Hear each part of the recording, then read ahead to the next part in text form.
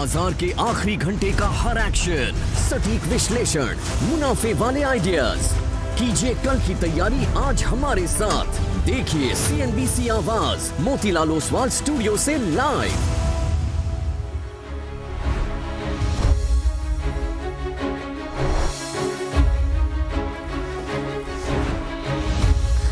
नमस्कार, CNBC आवाज़ Motilal Oswal studio में आप सभी का स्वागत है। और स्क्रीन देखिए और क्या ही कहेंगे अब इस स्क्रीन को देखकर, है ना। Shreya Veeru, good afternoon. First of all देखिए, आज मैं सच बताऊँ ना तो मैं सुबह सुबह उठा तो एक फीलिंग आ रही थी कि 150 पॉइंट नीचे खुले तब भी मार्केट सेल वाला है। और एक कुछ मेरे काउंटर ट्रेंड एक समीकरण होते हैं दिमाग में। कुछ मैं देख लेता हूँ ना कहीं पर तो मुझे फिर यकीन हो जाता है कि हाँ आज मतलब आज एक बार सोच रहा था मैं कि वाकई में सेल का व्यू लें या नहीं लें, लेकिन मतलब कई बार जब थोड़ा से फॉरवर्ड लॉजिक देखते हैं ना तो वो कंफर्मेशन मिल जाता है बहुत एकदम। आज सुबह एकदम मुझे सुबह से कंफर्मेशन मिल गया कि आज हम थोड़ा सा व्यू ले सकते हैं। खास तौर से जो रुपये वाला व्यू है 94.73 पर आ गए अब हम देखिए डॉलर रुपये पर। और यही कारण है कि सिर्फ एक IT बचा हुआ है ले दे के, लेकिन इसकी वजह से तो खैर जोक्स असाइड क्योंकि लोगों का पैसा लगा होता है यहाँ पर और हम लोगों के ऊपर काफ़ी रिस्पॉन्सिबिलिटी होती है ना, कि क्योंकि हमारे कहने पर लोग खरीदते हैं बेचते हैं। तो सुबह कई लोगों ने ख़रीदा भी होगा, आई एम श्योर ख़रीदा होगा, क्योंकि भाई सबका अपना अपना अलग लॉजिक होता है, सबका अपना अपना अलग फॉलो करने का तरीका होता है, सबके अपने अपने अलग रोल मॉडल्स होते हैं, सबके अपने अपने अलग आइडल्स होते हैं, जो भी होता है। तो ख़रीदा तो होगा सुबह कुछ लोगों ने और मुझे उनके लिए पेन है क्योंकि आज हम इस तरह से डे लो पर काम कर रहे हैं। खैर इन सब की बात करेंगे, लेकिन शो की शुरुआत करेंगे इस समय की हेडलाइंस के साथ। क्रूड और रुपए की आग में झुलसा बाजार, 2 दिनों की तेजी पर लगा ब्रेक। निफ्टी 350 पॉइंट से ज्यादा फिसल कर 22,900 के करीब आया। Reliance, HDFC bank, ICICI bank और SBI जैसे दिग्गजों ने बनाया दबाव। बैंक निफ्टी 1200 पॉइंट फिसला। मिड कैप और स्मॉल कैप का हाल बेहाल। इंडिया वेक्स 8% उछलकर 26 के निकला पार। विंडफॉल टैक्स का डर वापस लौटा। डीजल ATF एक्सपोर्ट्स पर अतिरिक्त ड्यूटी लगने से करीब 4% फिसला RIL। डीजल एक्सपोर्ट्स पर करीब 21.5 लीटर लगेगी अतिरिक्त ड्यूटी। RIL पर बिग स्टॉक्स में हुआ था पूरा सटीक एनालिसिस। डॉलर के मुकाबले रुपए में लगातार रिकॉर्ड गिरावट जारी। आज में करीब 80 पैसे हुआ कमजोर, सीधा 95 के करीब पहुंचा। महंगे क्रूड से इंपोर्ट बिल बढ़ने की आशंका से बढ़ा दबाव। रुपए की कमजोरी से 15 महीने की ऊंचाई पर पहुंची सरकारी बैंकों की यील्ड, सरकारी बॉन्ड्स की यील्ड। महंगाई पर लगाम लगाने के मकसद से सरकार का बड़ा एक्शन। पेट्रोल और डीजल पर घटाई गई 10 रुपये प्रति लीटर की एक्साइज ड्यूटी। सरकार पर पड़ेगा करीब 1.5 लाख करोड़ रुपए का सालाना बोझ। उधर स्टील, टेक्सटाइल जैसी इंडस्ट्री को 20% एडिशनल LPG देने का भी फैसला। आने वाले दिनों में टैक्स और नॉन टैक्स के मोर्चे पर और बड़े फैसले संभव। गोल्डमैन सैक्स ने हाई एनर्जी प्राइसेस से भारत का मैक्रो आउटलुक खराब होने की जताई आशंका।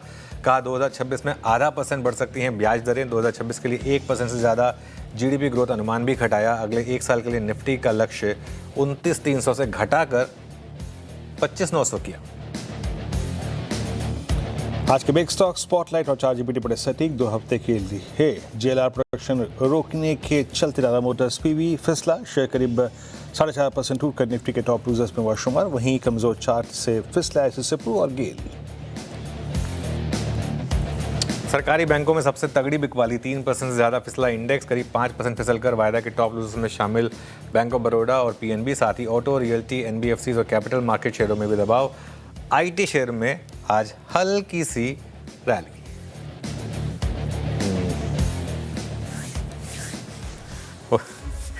हल्की रैली भी मैंने बोल दिया, मतलब 40 पॉइंट ऊपर है कुल मिलाकर निफ्टी IT इंडेक्स, जबकि ये देखिए 20 रह गया, अब तो 20 रह गया। खैर बाजार में एक बार फिर से चौतरफा गिरावट आई।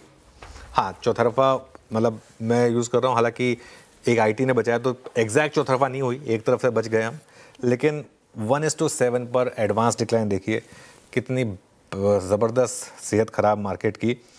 और आज जो मार्केट गिरा है ना उसमें सबसे बड़ा कंट्रीब्यूशन है, एक बार कंट्रीब्यूशन प्लेट भी रखिएगा, जो आज सुबह सुबह हमने बात की थी श्रेया, ऑन द फ्लाई हमने न्यूज़ आई थी कि, और ये मैं एक चीज़ बताऊं, ये फ़र्क है अगर आप CNBC आवाज़ के साथ जुड़ेंगे या कहीं और जुड़ेंगे। सुबह एक अगर न्यूज़ आए, उसके बेसिस पे अगर इम्पैक्ट क्लियरली विजिबल हो और उसे एक समझ में आ रहा हो कि उसका कितना बड़ा मैक्रो इम्पैक्ट हो सकता है, वो आज सुबह सुबह हमने आपको बता दिया था कि रिलायंस पर आज खासतौर से ध्यान रखिएगा। हमने सुबह 8 बजे वाले स्टॉक, बिग स्टॉक्स में नहीं लिया था रिलायंस, 9 बजे ऐड किया था। क्यों?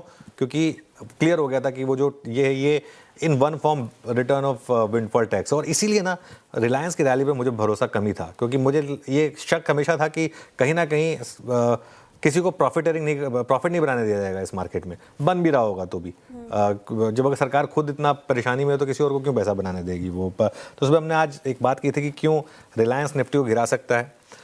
दूसरा बड़ा स्टॉक मार्केट का HDFC बैंक, वहाँ भी लोग फंसे हैं। आप देखें, बस वो एक दिन ऊपर आया था जिस दिन शोर शराबा हुआ था उसके बाद से लगातार नीचे, और 2 दिन से एक्चुअली नीचे आ रहा है। परसों तो इवन स्ट्रॉन्ग मार्केट में भी HDFC बैंक नहीं चला था, और HDFC बैंक में फिर ऊंचे लेवल पे रिटेल फंस गया बेचारा। वो एकदम आई थिंक कितना 850 के करीब से फंसा हुआ है रिटेल, वापस बड़ी गिरावट के बाद 800 पे बोला गया था कि भाई लॉन्ग टर्म पिक है। अब देखिए आप किस तरीके से ये स्टॉक गिरा है, और मुझे लग रहा है इसमें तो अभी बड़ी वाली गिरावट बाकी है। स्क्रीन बता रही है मेरे को, स्क्रीन बता रही है कि बड़ी वाली गिरावट बाकी है।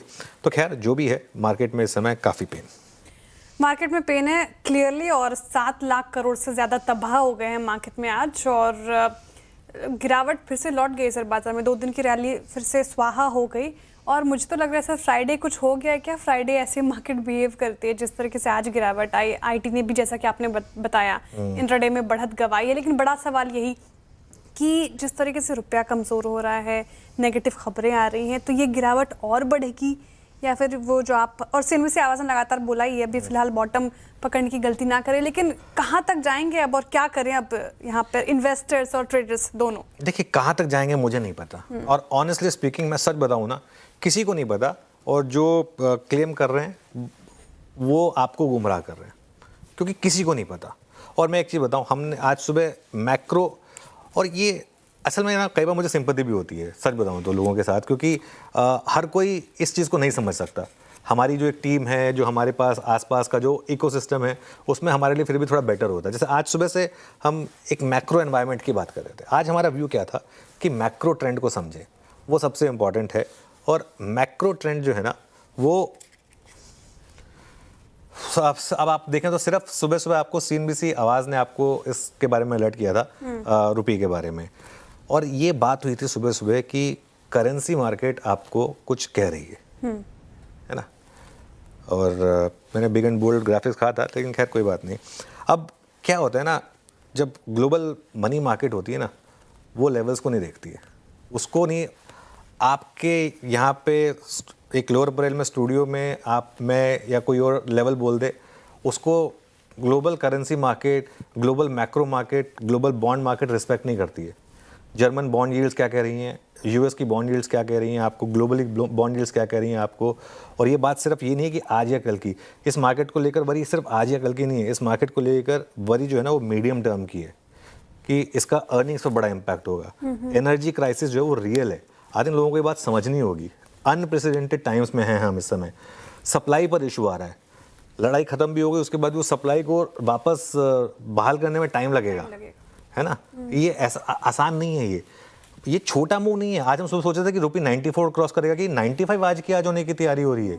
आज का एक दिन में सोचिए ऑलमोस्ट ₹1 उड़ गया ऑलमोस्ट आपका डॉलर रुपये से। और एक और चीज़ देखिए, इस बाज़ार में ना किसी भी तरीके का एक तरफा व्यू लेना तो एकदम फूहड़पन होता है। और एकदम सुबह सुबह आप गिफ्ट निफ्टी देख के बोलें कि बस नीचे खुले तो ले लें, लपक के ले लें, ऐसे काम नहीं चलता। इनफैक्ट आज गिफ्ट निफ्टी के बाद भी हमने नेगेटिव व्यू लिया था कि यहाँ पे मार्केट आज ट्रेंड डे हो सकता है, और परसों का लो टूटेगा, और उसके बाद आप और नीचे जाएंगे। वहाँ से परसों का लो था आपका करीब 23,065 का, वहाँ से और मार्केट करीब 150 पॉइंट और गिरा वहाँ से, है ना। और आज एक अलर्ट था कि ट्रेंड डे हो सकता है यहाँ पर, और गैप डाउन पर भी अगर आप सेल करेंगे तो पैसा बनेगा। ये व्यू मैं कॉन्फिडेंटली कह सकता हूँ, आपने सिर्फ CNBC आवाज़ पे सुना होगा आप। और बाकी एक बात बताऊँ, वो जो कुछ ये जो बेकार के लॉजिक है ना, ये वीक ट्रम्प या नरम ट्रम्प, ये सब वो सब, इनको उठा के ना कूड़ेदान में फेंक दें, खिड़की के बाहर फेंक दें, क्योंकि ये सब चीज़ें चलती नहीं है मार्केट में। और अभी तो एस्केलेशन नहीं हुआ है। मैं तो ये सोच रहा हूँ अभी तो वॉर का एस्केलेशन नहीं हुआ है, अभी तो ट्रम्प के मन में सीज फायर चल रहा है, उनके मन में तो चल ही रहा है, भले ही ग्राउंड पे ना हुआ हो, अभी तो उनके मन में सीज फायर चल रहा है, फिर भी मार्केट में इतनी बड़ी गिरावट आ गई। सोचिए अगर वो वाकई में उनकी कंडीशन नहीं मानी गई और ये वॉर वापस री एस्केलेट हुई तो हम कहाँ तक जा सकते हैं और कितनी बड़ी फिर गिरावट आ सकती है। फिर ये सब जो बॉटम में इनकी सबकी धज्जियाँ उड़ेंगी वापस। इस बाजार में श्रेया पैसा बचाना बहुत ज़रूरी है। आप पैसा बचाएंगे तभी पैसा बनेगा। हाँ, बीच बीच में 1-2 दिन आएंगे जिसमें आपको लगेगा कि देखिए हमने पकड़ लिया बॉटम, मार्केट भाग गया, हम तो पॉजिटिव हैं सिर्फ। आज कहाँ गई सारी पॉजिटिविटी? आज सारा पॉजिटिविटी का एकदम जिसे कहते हैं कचूमर निकल गया। अब जहाँ तक निफ्टी की बात है, निफ्टी पर 22,500 दोबारा आने का रिस्क बहुत हाई है। ज़्यादा दूर बचे नहीं हम, वैसे 22,900 पर तो आ ही गए हैं, 400 पॉइंट कोई बहुत ज़्यादा दूर तो है नहीं, 22,500 फिर आ जाएगा निफ्टी पर। और ये बेकार और उल जुलूल के जो लेवल्स हैं ना, इनके चक्कर में मत फंसे आप। ये मार्केट लेवल वाला नहीं है। कई बार होती है मार्केट लेवल वाली होती है, ये मार्केट लेवल वाली नहीं है। जैसे विजय केडिया जी कहते हैं ना कि सिर्फ भगवान और झूठा आदमी, यही 2 लोग बॉटम पकड़ सकते हैं। तो जो आपको कह रहा है ना, वो या तो भगवान है तो मैं भी नमस्कार करूँगा, है ना, बिल्कुल उनके कदमों में, है ना, नहीं तो झूठा आदमी है। 2 में से एक चीज़ें हैं। और इंट्राडे में आप दोनों तरफ की ट्रेड लेने के लिए तैयार रहें, ये लगातार बात हुई है। जहाँ तक बैंक निफ्टी की बात है ना, बैंक निफ्टी में बहुत हाई बीटा है बैंक निफ्टी। अगर मार्केट गिरेगा तो सबसे ज़्यादा बैंक निफ्टी गिरेगा और रिकवरी आएगी तो भी बैंक निफ्टी उसको लीड करेगा, क्योंकि ये पूरा का पूरा जो इम्पैक्ट है ना मैक्रो का, ये बैंक निफ्टी इसके ऊपर काफ़ी डिपेंडेंट है। क्रूड कहाँ जाता है आपका डॉलर रुपी कहाँ जाता है, आपके इंटरेस्ट रेट कहाँ जा रहे हैं। सोचिए अभी तक किसी ने सोचा था कि इंटरेस्ट रेट हाइक भी हो सकता है। अब तक तो बात यही हो रही थी ना कि इंटरेस्ट रेट कट होगा, फेड कट करेगा, आरबीआई कट करेगा। अभी एकदम से एनालिसिस बन रहा है कि इस बार इंटरेस्ट रेट हाइक हो सकता है। अभी जो गोल्डमैन सैक्स बात कर रहे हैं कि इंटरेस्ट रेट बढ़ सकते हैं। अभी तक मार्केट ने सोचा है कि इंटरेस्ट रेट बढ़ भी सकते हैं। अब तक तो हम सिर्फ इंटरेस्ट रेट में गिरावट की बात कर रहे हैं, अब बात हो रही है कि इंटरेस्ट रेट बढ़ भी सकते हैं। क्रूड देखिए 110 पर आ गया, 110 पर आ गया और डॉलर रुपी इस तरीके से। तो खैर ये मार्केट में इस समय थोड़ा संभल कर चलने की जरूरत है। चलिए Veeru, good afternoon. Stock specific बताइए, क्या आज एक्शन था? बिल्कुल अनुज, गुड आफ्टरनून। यूएसएल नहीं संभल रहा अनुज। यूएसएल टीम बेचने के बाद अगर आप देखें गिरने का क्रम जारी है और यूएसएल मैं अपना आज पहला स्टॉक लूंगा जो कि मार्क कर रहा हूँ इस वक्त टुवर्ड्स डे लो, और एक आप समझिएगा एक काइंड ऑफ कोलैप्स 1263 पर ट्रेड करता हुआ। कोलैप्स शब्द का इस्तेमाल मैं इसलिए कर रहा हूँ क्योंकि जुलाई 24 के बाद पहली बार ये अपने मल्टी ईयर बेस को वायलेट करता हुआ with ample shorts 6% OI buildup हुआ, 4.25 लाख का बिल्डअप। 1265 के नीचे ये ऑलमोस्ट 31 जुलाई 24 के बाद की सबसे लोवेस्ट ट्रेनोज, एक मल्टी ईयर कोलैप्स और ब्रेकडाउन, रेंज ब्रेकडाउन यहाँ पर गंभीर।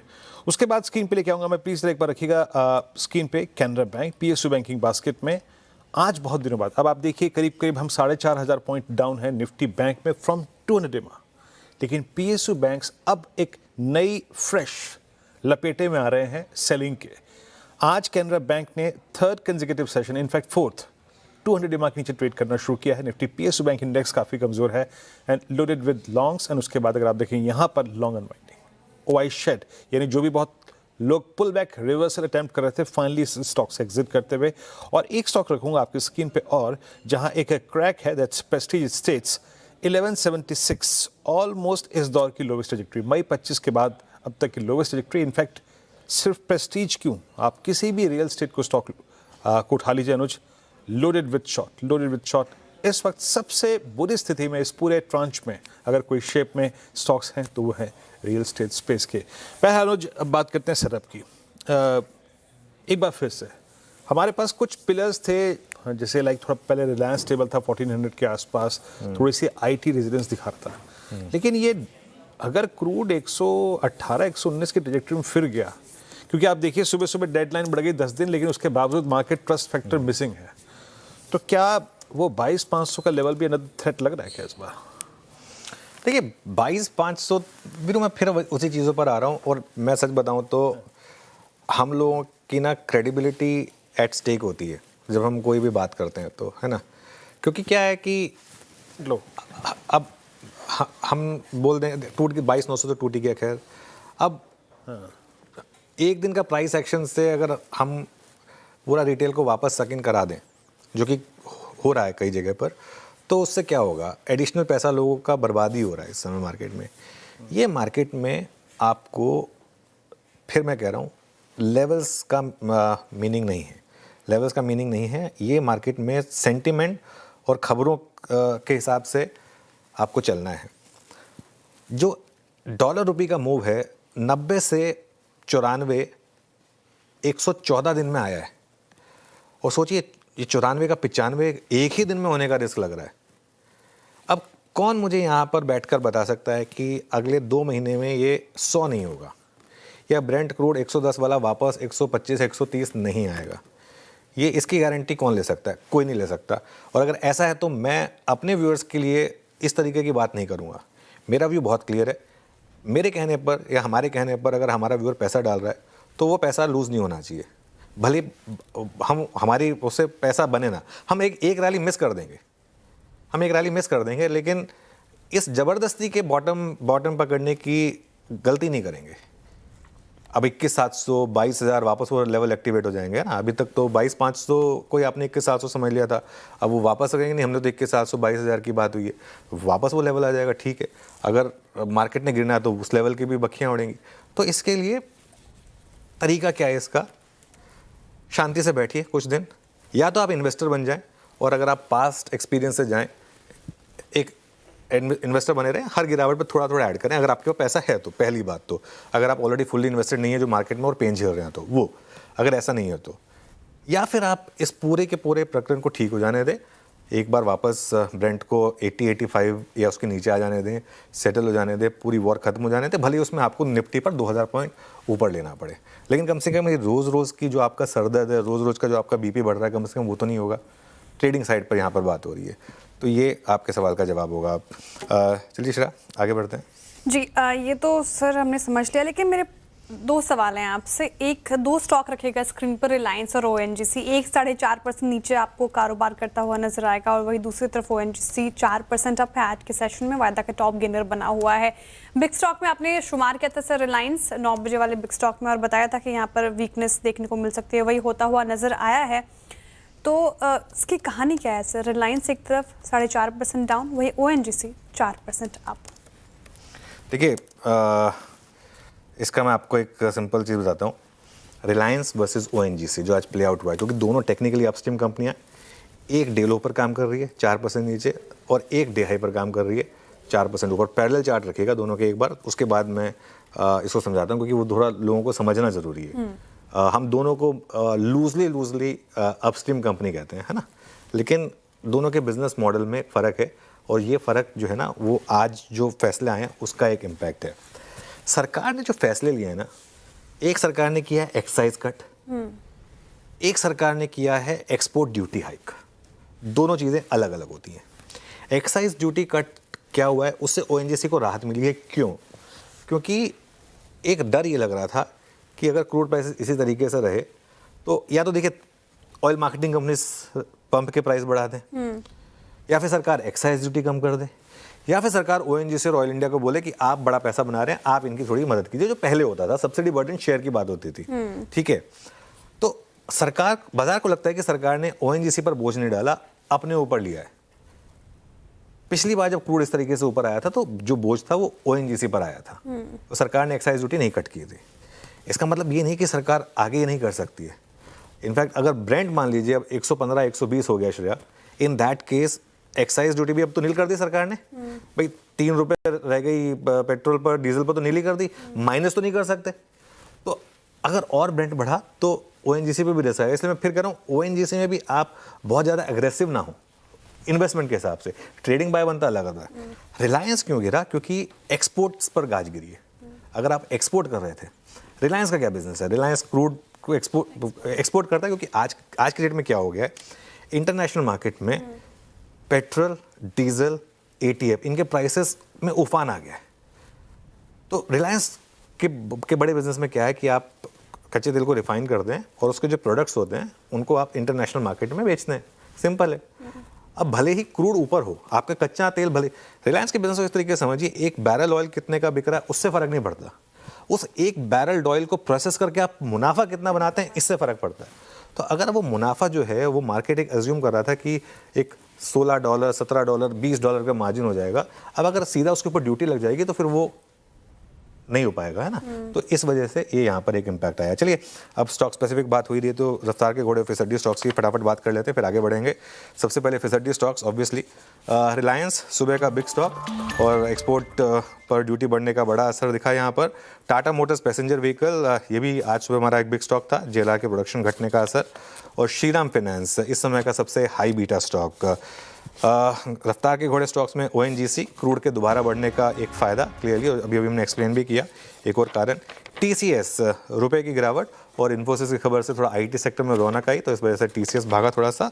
और एलआईसी हाउसिंग आज सुबह एक ब्रोकरेज रिपोर्ट आई, उसका एक इम्पैक्ट आया। चलिए इसका कार्यक्रम क्रम समझते हैं और उसके बाद फिर आगे बढ़ेंगे और कॉल्स लेंगे। राइट, तो कार्यक्रम का क्रम समझाती हूँ आपको। आज हमारे साथ फंडामेंटल राय देने के लिए हैं मार्केट्स में इंडिया के मयूरेश जोशी जी। टेक्निकल कॉल्स लेंगे हम प्रकाश गाबा, कविता जैन, सोमिल मेहता, अमित सेठ, पंकज आंधड़ और अरुण कुमार मंत्री जी से। 2:15 पर ईरान वॉर से उपजे हालात से निपटने के लिए सरकार की रणनीति क्या है, बताएंगे लक्ष्मण रॉय। 2:20 पर आशीष चतुर्वेदी बताएंगे एक्साइज ड्यूटी में बदलाव का ओएमसीज पर क्या असर होगा। 2:30 बजे लता से समझेंगे कि रुपया रिकॉर्ड निचले स्तरों पर क्यों है। 2:40 पर टाटा मोटर्स पैसेंजर व्हीकल पर बुल या बेयर लेकर आएंगे आशीष और नुपुर। 2:45 पर नुपुर बताएंगे आपको कि एचईजी और ग्रेफाइट में रफ्तार क्यों है। 2:50 पर कंचन नौटियाल से समझेंगे गोल्डमैन सैक्स का भारतीय बाजार पर नजरिया क्या है। 2:55 पे बिग मार्केट वॉइस में हमारे साथ जुड़ेंगे कंप्लीट सर्कल के मैनेजिंग पार्टनर और सीआईओ गुरमीत चड्ढा जी। 3:10 पे कल के लिए स्ट्रैटेजी यानी कि सोमवार के लिए। 3:15 पे डीलिंग रूम चेक। 3:20 मिलेंगे बीटीएसटी एसटीबीटी कॉल। साथ ही 3:20 पर कंचन नौटियाल से समझेंगे अगले हफ्ते के ट्रिगर्स। ओके, चलिए एक बार निफ्टी वापस लेकर आइए ज़रा, और उसके बाद हम ट्रेड्स की शुरुआत करेंगे। और निफ्टी अब आ गया है 22,907 पर। आज का लो था करीब 22,884 पर। तो आज पैसा बना बेचकर मार्केट में इवन आफ्टर गैप डाउन। चलिए अब पैनल के पास चलते हैं और ट्रेड्स की शुरुआत करेंगे। गुड आफ्टरनून आप सभी को। गाबा सर बताइए इस समय की trade. Good afternoon to you, fellow panellist को भी good afternoon. I think short रहना चाहिए। स्टॉक का नाम है श्रीराम फाइनेंस। स्ट्रक्चरली वीक है, 2-3 दिन का अपमूव मिला, लेकिन वो अपमूव गया था इसलिए क्योंकि नीचे आने के लिए, तो स्ट्रक्चरली और वीकनेस आ गई। ट्रेड करा 909.30 पैसे, 920 का स्टॉप लगाएंगे, करीब 10 रुपए का स्टॉप है। डाउनसाइड टू अराउंड 875 पॉसिबल है। नीचे दो टेस्ट कर सकता है श्रीराम फाइनेंस। ओके सनम, यहाँ पे शॉर्ट कॉल, यहाँ पे सारी एनबीएफसीज में बुधवार को एक शॉर्ट कवरिंग थी, लेकिन आज फिर कोलैप्स हुए 5% नीचे Shriram finance. Somil good afternoon, आपका ट्रेड इस वक्त का। Good afternoon to everyone. मेरा ट्रेड होगा ग्लेनमार्क फार्मा पे। फार्मा सेक्टर मुझे बहुत अच्छा लग रहा है और यहाँ पे मुझे लगता है ग्लेनमार्क में कि एक नई रैली ऊपर की तरफ शुरू हुई है। ऑलरेडी एक अप ट्रेंड में है, लास्ट 2-3 हफ्तों से कंसोलिडेट हो रहा है एवरेजेस के ऊपर। यहाँ पे मेरा स्टॉप लॉस होगा 2120 और ऊपर में टारगेट होगा 2265। ओके, ग्लेनमार्क फार्मा खरीदारी की राय यहाँ पे निचले स्तरों से अच्छी रिकवरी इस पर्टिकुलर काउंटर में। और फार्मा स्पेस में अगर आप देखेंगे तो चुनिंदा स्टॉक्स ठीक ठाक कर रहे हैं इस कमजोर मार्केट में भी। अमित जी गुड आफ्टरनून, आपके पिक। जी good afternoon Shreya ji, good afternoon Anuj ji, Viren ji and everybody on the panel. Shreya ji, इस समय का ट्रेड शॉर्ट साइड में रहेगा बजाज फिनसर्व। बजाज फिनसर्व में रिसेंटली हम एक एक्सट्रीम वीकनेस देख रहे हैं। जो भी पुल बैक 10 डेमा तक आ रहा है वहां पे होल्ड करके वापस हम यहाँ पे सेलिंग देख रहे हैं। 2 से 3 दिनों के पुल बैक के बाद stock once again under pressure है फ्रॉम 10 डेमा, तो इसे शॉर्ट करना है। फ्यूचर्स में लगभग प्राइस है 1687 का, 1687 का। स्टॉप लॉस रहेगा 1705, 1705 का, और टारगेट्स रहेंगे 1640 के। ओके, बजाज फिनसर्व ये हो गई अमित जी की ट्रेड सेल साइड पर। अरुण जी के पास चलते हैं। अरुण जी गुड आफ्टरनून, बताइए इस समय की आपकी ट्रेड। Sir good afternoon. अनुसार कहीं ना कहीं मुझे लग रहा है मार्केट में वीकनेस जरूर है, पर कुछ स्टॉक्स में स्ट्रेंथ नजर आ रही है। तो ऑयल इंडिया में खरीदने की सलाह रहेगी। 484 485 के आसपास चल रहा है।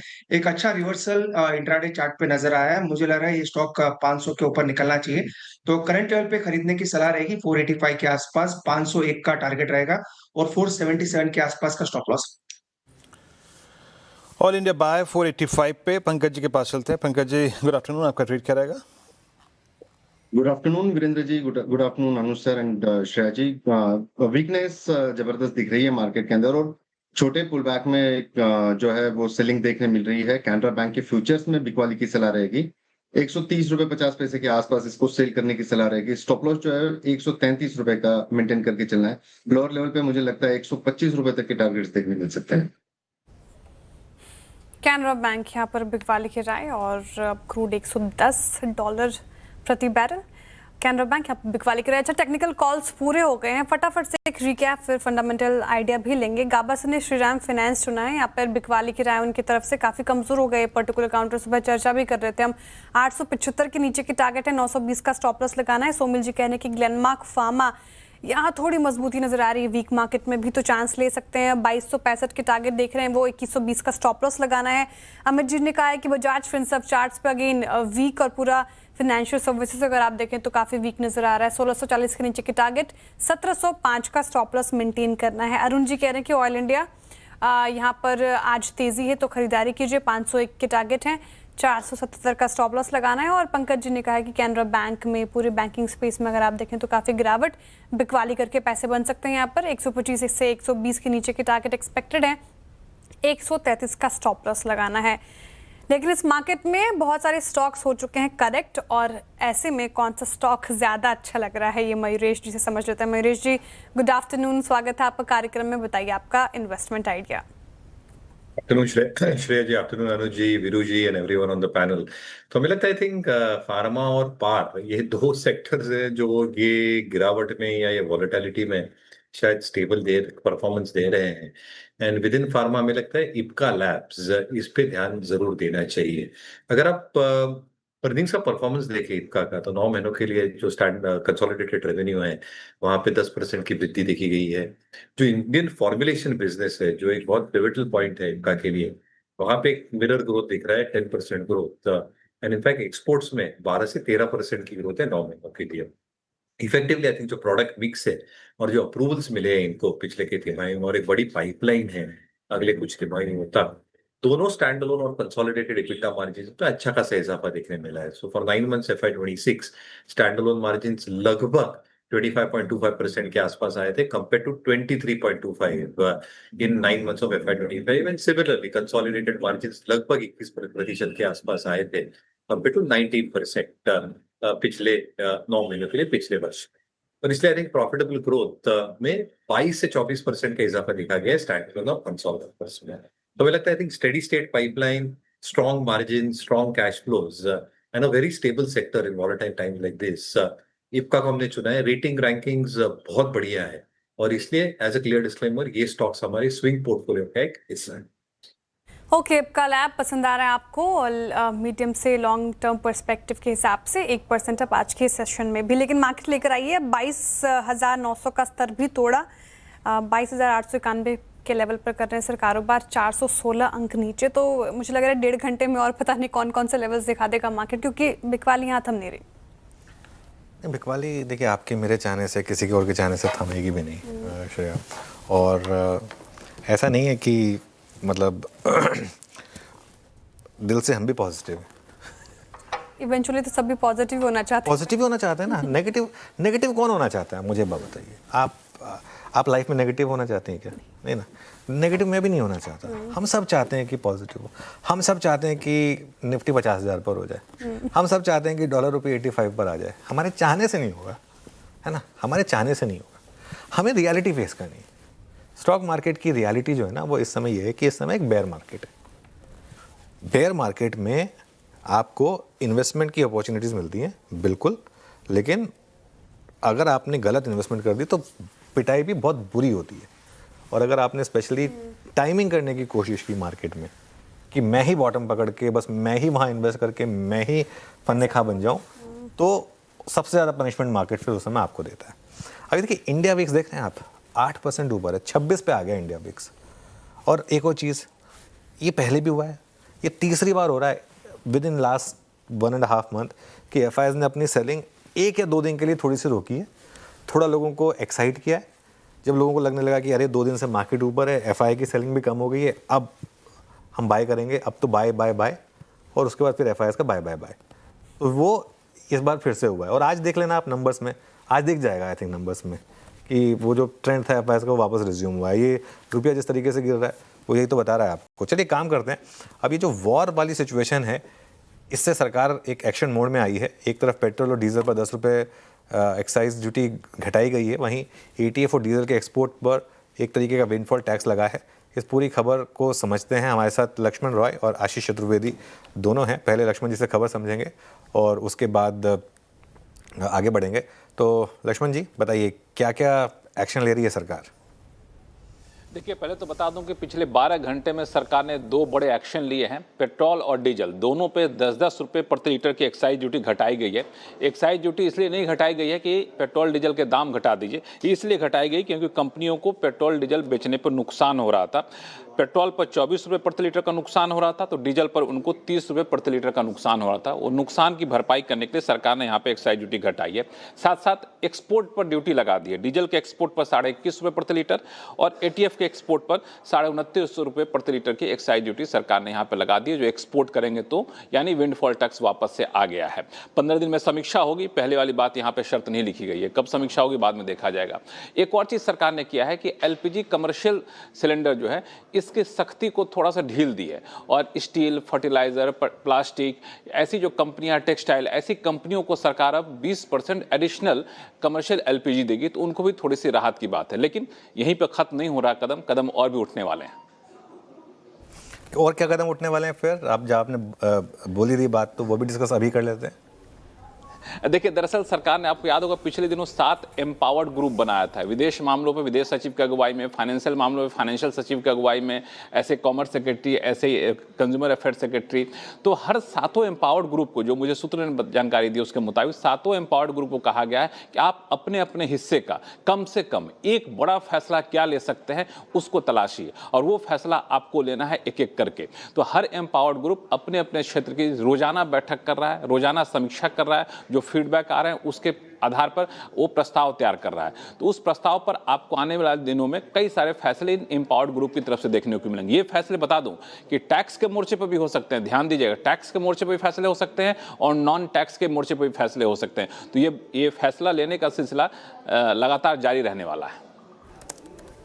ओके, तो ये सरकार ऐसे फैसले ले रही है और शुक्रिया लक्ष्मण जी जानकारी के लिए। लेकिन अब आशीष से समझते हैं कि जो सरकार कदम उठा रही है इसका असर किन कंपनीज पर पॉजिटिव होगा और किन कंपनीज पर नेगेटिव, बताएं आशीष। बिल्कुल, वैसे तो फ्यूल जो चार्जेस हैं, कीमतें बढ़ रही हैं, पूरी दुनिया के लिए बहुत बड़ा हेडेक फिलहाल के लिए बना हुआ है। भारत कंपैरेटिवली आप देखें तो थोड़ी सी बेहतर स्थिति में है, लेकिन ग्लोबल सेटअप पहले समझ लेते हैं। अब आप साउथ एशिया में देखें तो 30 से लेकर 50% तक जो है फ्यूल की कॉस्ट बढ़ चुकी है। नॉर्थ अमेरिका में देखें तो 30% है, यूरोप में 20%, अफ्रीका में 50% के आसपास जो फ्यूल की कीमतें हैं वो बढ़ चुकी हैं। और इसी को थोड़ा सा अगर आप देखें तो सरकार की तरफ से कुशनिंग यहाँ पर देखने को मिली है और 10 रुपये प्रति लीटर जो एक्साइज ड्यूटी लगती है पेट्रोल और डीजल, इसको हटा दिया गया। लेकिन इसके दूसरी तरफ अगर आप देखें तो डीजल और एटीएफ पर, डीजल पर जो एक्सपोर्ट ड्यूटी है 21.5 रुपये प्रति लीटर और एटीएफ एक्सपोर्ट पर जो ड्यूटी है वो 29.5 रुपये प्रति लीटर ये लगा दी गई। अब इससे दरअसल क्या होगा कि सरकार ने ये जो अब्जॉर्ब किया है नुकसान, तकरीबन 1.5 लाख करोड़ के आसपास का बोझ अतिरिक्त सरकार पर देखने को मिल सकता है। अब प्रति 1 लीटर अगर एक्साइज ड्यूटी घटती है तो 14,000 से लेकर 16,000 करोड़ का बड़ा इम्पैक्ट यहाँ पर देखने को मिलता है और सरकार ने तो 10 रुपये घटाए हैं। तो दरअसल इससे अगर आप देखें तो सरकार ये नहीं चाहती कि महंगाई बढ़े, 1 से लेकर 1.5% जो महंगाई बढ़ सकती थी इससे यहाँ पर देखें तो सरकार की तरफ से अब्जॉर्ब किया गया ताकि जो जीडीपी के ग्रोथ के एस्टिमेट्स हैं 6 से 6.5% के वो बरकरार यहाँ पर देखने को मिले। लेकिन एक बड़ी राहत जो है ऑयल मार्केटिंग कंपनीज के लिए है क्योंकि क्रूड $100 के ऊपर बना हुआ है और ऐसे में ऑयल मार्केटिंग कंपनीज कीमतें तो बढ़ा नहीं रही तो नुकसान इनको काफ़ी ज़्यादा देखने को मिलता है। अब दरअसल अगर आप देखें तो इस कटौती से पहले पेट्रोल पर ओएमसीज को 11 रुपये प्रति लीटर और डीजल पर तकरीबन 14 रुपये प्रति लीटर का बड़ा नुकसान यहाँ पर देखने को मिल रहा था और इसी के चलते ये सेक्टर के जितने भी एनालिस्ट हैं वो मान रहे थे कि FY27 का मुनाफा तो सब ऑयल मार्केटिंग कंपनीज का साफ हो जाएगा। एटलीस्ट 80 से लेकर 90% की गिरावट यहाँ पर देखने को मिलेगी। हालांकि अब कुछ दिनों में हम देखेंगे कि एनालिस्ट मीटिंग होगी, कॉन्फ्रेंस कॉल निकल कर आएंगे तो फिर आपके पास एग्जैक्ट नंबर है। लेकिन राहत तो बिल्कुल ऑयल मार्केटिंग कंपनीज को देखने को मिली। लेकिन आज अगर आप देखें तो मार्केट को भी काफ़ी ज़्यादा ड्रैग कर रहा है रिलायंस इंडस्ट्रीज़, इसकी चर्चा हमने सुबह भी की थी।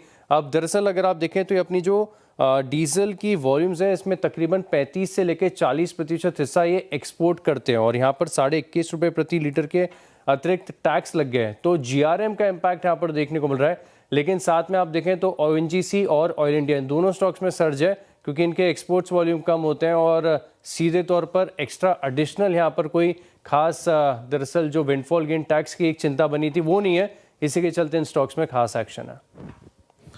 शुक्रिया आशीष इस पूरे सरकार को समझाने के लिए आज की डेवलपमेंट्स को, और लक्ष्मण जी आपका बहुत बहुत शुक्रिया। ओएमसीज का चंग थोड़ी सी राहत आज, लेकिन एक बात याद रखिएगा पूरा मार्केट ही आज थोड़ा सा अगर आप देखें बैकफुट पे है तो वो सेलिब्रेट नहीं कर पा रही, हालांकि ये बहुत सेलिब्रेट नहीं कर पाएंगी। पर एक काम कर लेते हैं, एक दो टेक चेक ले लेते हैं। यहाँ पर जो सिंकिंग पैटर्न था उसमें आज क्या कोई पॉज मिला है क्या? एक बार अरुण देखिएगा BPCL HPCL जो लोग भी इसको शॉर्ट के साथ अप्रोच कर रहे थे, एक मैसेज क्या है उनके लिए after this I think a great relief. आज न्यूट्रल हो गया है ना, एक अटेम्प्ट लिया एक अच्छी खबर पे 10 डे में ट्राई किया लेकिन सिंक हो गया दोबारा। मतलब किसी प्रकार के रिवर्सल को प्ले करना यहाँ थोड़ा खतरनाक होगा, आप मानते हैं? आपका टेक क्या है BPCL HPCL पे? वीरेंद्र जी बिल्कुल काफी वीक है चार्ट, इनफैक्ट उछाल में एग्जिट करने की ही सलाह रहेगी। और यहाँ से भी देखिए BPCL 288 290 का एक बड़ा रेजिस्टेंस नजर आ रहा है और एक शॉर्ट टर्म मूविंग एवरेज का क्लस्टर भी उसी के आसपास है। तो 290 का लेवल जब तक ब्रीच नहीं करता एक बेस फॉर्मेशन के संकेत नहीं है, इनफैक्ट उछाल पे एग्जिट चाहिए। अगर ये 280 के नीचे जाता है तो 273 तक के भी लेवल्स BPCL में आ सकते हैं। तो क्लियर वीकनेस है, HPCL BPCL दोनों के ही चार्ट वीक है, तो फिलहाल एंट्री की सलाह दोनों स्टॉक में नहीं रहेगी।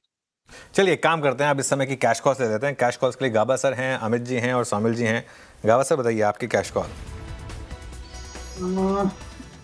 आई थिंक यस एक्चुअली मैं वही रिपीट करूंगा जो मैंने लास्ट वीक दिया था। एफले उसका टारगेट था, मैंने उस दिन दिया था 1450 और टारगेट आ गया, लेकिन अब तो एक मूव शुरू हुआ है एफले इंडिया में ट्रेड कर रहा है 1449 के आसपास, स्टॉप लगाएंगे करीब 1425 का 25 रुपए का, अब टारगेट 1500 का होगा। एनएस ये मैंने शायद परसों दिया था एफले इंडिया जी, परसों दिया था गाबा सर, टारगेट हिट हो गया और दोबारा आप इससे चेज कर सकते हैं। अमित जी आपकी क्या होगी पे कैश में? जी शेयर जी नैटको फार्मा के साथ जाऊंगा। नैटको फार्मा में स्ट्रक्चर पॉजिटिव है, स्टॉक ने एक रेजिस्टेंस 950 का क्रॉस किया था, उसके बाद ऑलमोस्ट 1050 का हाई बनाया था, तो एक पुल बैक ट्रेड है जो 10-20-50 डेमा से रिवर्स कर रहा है और स्टॉक ने आज अपना 10-20 डेमा रिगेन किया है। लगभग 978 का प्राइस है, टारगेट्स रहेंगे 1025 1025 के और स्टॉप लॉस रहेगा 950 का। ओके, नेटको फार्मा आपकी कैश कॉल है, मैं अगली कैश कॉल पे आऊँगा। इस बीच निफ्टी ने अभी अगर आप देखें मतलब एक फ्रेश इंट्राडे लो क्रिएट किया, इट्स 22863। सौमिल आपका कैश ट्रेड क्या रहेगा? मेरा कैश ट्रेड होगा होनासा अभी 200 डेली मूविंग एवरेज पे सपोर्ट लेके फिर से एक पॉजिटिव मोमेंटम शुरू हुआ है। बहुत समय से एक बड़ी सी रेंज में ट्रेड कर रहा है, फिर से आज एवरेजेस के ऊपर ट्रेड करना शुरू हुआ है, ठीक ठाक वॉल्यूम्स भी हैं। मुझे लगता है कि ये जो पूरी रेंज है वो ऊपर की तरफ टूटेगी for medium to long term outlook भी बहुत अच्छा लग रहा है। टारगेट्स 315 है जो ये पूरी रेंज का अपर एंड है, तो वहीं पे ही मैंने टारगेट रखा है फॉर शॉर्ट टर्म और स्टॉप लॉस है 286 पर। 9481 और शायद 95 आज ही हिट करने का मामला है क्या? ध्यान रखिएगा, परसों अगर 15 मिनट और मार्केट ने ट्रेड किया होता तो 94% लग जाना था और आज हम खुले 9415 9420 के आसपास और अब 9481 इस समय डॉलर का फ्रेश ऑल टाइम लो। लता मैम के पास चलते हैं और अब मैम आपके लिए रोज़ एक जगह बना देते हैं। जिस तरीके से डॉलर रुपये इस तरीके से गिर रहा है और 95 और ऑलमोस्ट 95 पर आ गए, क्या पैनिक है क्या है? एक रुपया तो घटा ही है, क्योंकि वेडनेसडे को जब हम ट्रेडिंग एंड किए तब उम्मीद था कि ट्रंप के 5 डे पॉज शायद जारी रहेगा, एक डी एस्केलेशन का थोड़ा हवा था और उसी दिन वो MUFG का क्लियरेंस भी मिला था श्रीराम फाइनेंस के इन्वेस्टमेंट में CCI से। तो एक्चुअली पोस्ट ट्रेडिंग डॉलर का दाम 93.70 तक गया था, तो उसके हिसाब से आप अभी देखेंगे तो 1 रुपया तो घटा ही है already rupee in terms of buying dollar. और ये कारण तो है कि वेडनेसडे की उम्मीद में पूरा ही पानी फेर गया है। आप यूएस के स्टेटमेंट्स देखिए, 10,000 सोल्जर्स प्रॉबेबली भेज रहे हैं खरग आइलैंड को, या ईरान के स्टेटमेंट्स देखिए, तो पूरा जो वेडनेसडे का उम्मीद था वो अभी उल्टा हो गया है। तो इसकी वजह से डॉलर बाइंग होना ही था, सेफ हेवन बाइंग। और उससे ज़्यादा आज जो जिक्र हुआ अपने सरकार से, उन्होंने क्लियरली उनका प्रायोरिटी बताया। प्रायोरिटी ये है कि domestic consumer has to be protected first, इसीलिए उन्होंने एक्सपोर्ट्स पर ड्यूटी लगाया। इसका मतलब क्या है, शायद ही कम डॉलर आए, we don't mind, we want to protect the domestic consumer. तो बाय पॉलिसी हमको कम डॉलर्स आना है, because we are not allowing petro product exports. So जब पॉलिसी प्रेफरेंस ही दिखाया गया है, जो लोग फेंस पे बैठे हैं 94 आ गया तो हम जाके हेज करेंगे, ऐसे कोई जब डिसीजन आ गया तो ज़्यादा ही हेज करने जाएंगे, because the government is prepared for the currency fall. ऐसा एक हिंट चला जाता है। And that is why you saw importers, the usual buyers, importers, foreign portfolio investors, सभी आके खरीदने लगे हैं। रिजर्व बैंक है मार्केट में, लेकिन वो डिफेंड नहीं कर रहे वेरी क्लियरली। वो वही लेवल पे बेच रहे हैं जो लेवल मार्केट उनको दिखा रहा है। और अगर मैं किसी से पूछूं कि अभी आपका लेवल क्या है, एक इंग्लिश में एक ट्रेडर ने मुझे बोला, it is a bottomless pit.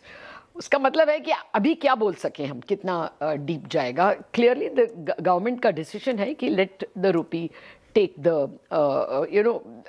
Do the adjustment. इसके वजह से क्या होता है, आप आईफोन नहीं खरीदोगे, आप लैपटॉप्स नहीं खरीदोगे, आप इंपोर्ट्स अपने आप जो ज़रूरी नहीं है, आप फॉरेन हॉलीडेज नहीं लोगे, अपने बच्चों को फॉरेन कंट्रीज पढ़ने नहीं भेजेंगे। So the market makes its own correction, you will demand less dollars and therefore an equilibrium will be reached। ये पॉलिसी मेकर्स का गेस ऐसे मुझे लग रहा है। बट मैं आपको ये बता दूं, आपको बॉन्ड मार्केट पर ध्यान देना ही है, वो हम पर ज़्यादा असर करेगा। इसीलिए आप देख रहे हैं कि एनबीएफसी, श्रीराम फाइनेंस को इतने पैसे मिलने के बाद भी 5% डाउन क्यों है, because it is the interest rate story that you have to concentrate today. उधर डबल वैमी है, फिस्कल डेफिसिट ज़्यादा होना है क्योंकि उन्होंने एक्साइज कट अपने ऊपर ले लिया है सरकार ने। फिस्कल डेफिसिट 1.3% ऑफ जीडीपी से बढ़ने वाला है, और ऊपर से ये इन्फ्लेशनरी है। जब क्रूड 109 पे है तो हर एक पेट्रो प्रोडक्ट, प्लास्टिक बैग से लेके प्लास्टिक बॉटल से लेके महंगा ही होना है। So you are going to see the double whammy on yields almost 7% गए हैं। तो you have to expect car loan हो, होम लोन हो, सबके लिए बिल्कुल इंटरेस्ट रेट बढ़ना ही है। बिल्कुल, शुक्रिया मैम इस पूरी जानकारी के लिए। 94.81 से भी ऊपर आ गए हम, 94.82। और देखिए श्रेया, ये क्या है ना, जैसे ये विशेष साइकिल है।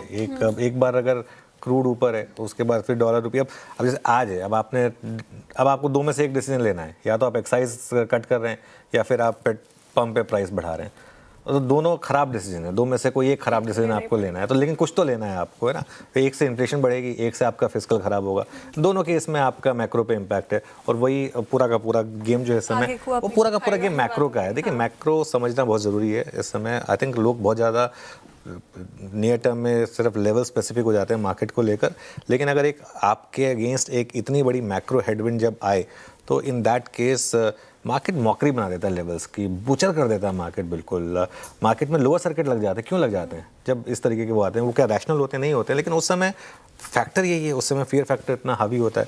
अब देखिए 94.82 हम बात कर रहे हैं, एक टिक में रुपये और नया लो बना रहा है। 94.83 इस समय इंटरडे लो लग चुका है। Very nice explanation of macro and micro, Anuj, very well done. मुझे ही समझ में आ गया। वो मदर टेस्ट है ना हमारा, कहते हैं कि अगर कुछ चीज़ समझाएं, अगर घर पे माता जी को समझ में आ गया तो उसको समझ में आना चाहिए। क्या है ना, माता जी तो नहीं बोला था। नहीं, मेरी माता जी, आपको नहीं बोला मैं कहा मेरा क्या है ना, मेरा असल में क्या है ना, देखो मैं बताता हूँ। मेरी माता जी अब इंडिया में नहीं रहती, वो यूएस में रहती है मेरे भाई के साथ। तो वो सुबह सुबह क्या होता है, यूट्यूब पे CNBC आवाज़ जरूर देखती हैं, इंडिया टाइम 8 बजे, और 8 बजे से लेकर 10 बजे तक वो देखती हैं।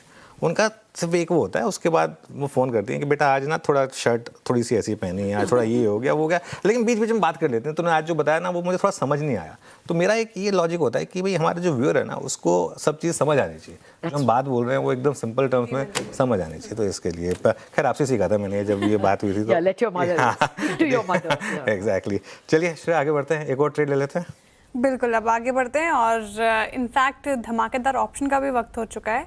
धमाकेदार ऑप्शन शायद ले लेते हैं और हमारे साथ धमाकेदार ऑप्शन के लिए हैं पंकज जी, अरुण जी और अमित जी। तो पंकज जी शुरुआत कीजिए, ऑप्शंस में कौन सा स्टॉक? इटरनल के ऊपर ध्यान है मैम। 240 रुपए का पुट ऑप्शन खरीदारी की सलाह रहेगी। 6 रुपए 10 पैसे, 6 रुपए 15 पैसे के करीब करीब ये ट्रेड कर रहा है। मुझे लगता है 5 रुपए का एक स्टॉप लॉस यहाँ पर मेंटेन करना चाहिए। ऊपरी लेवल पर 7 रुपीज 60 पैसा और 8 रुपीज 40 पैसे के टारगेट देखने मिल सकते हैं। ओके चलिए ये एक ट्रेड हो गई। अब अमित जी आप क्या ट्रेड ले रहे हैं ऑप्शंस में?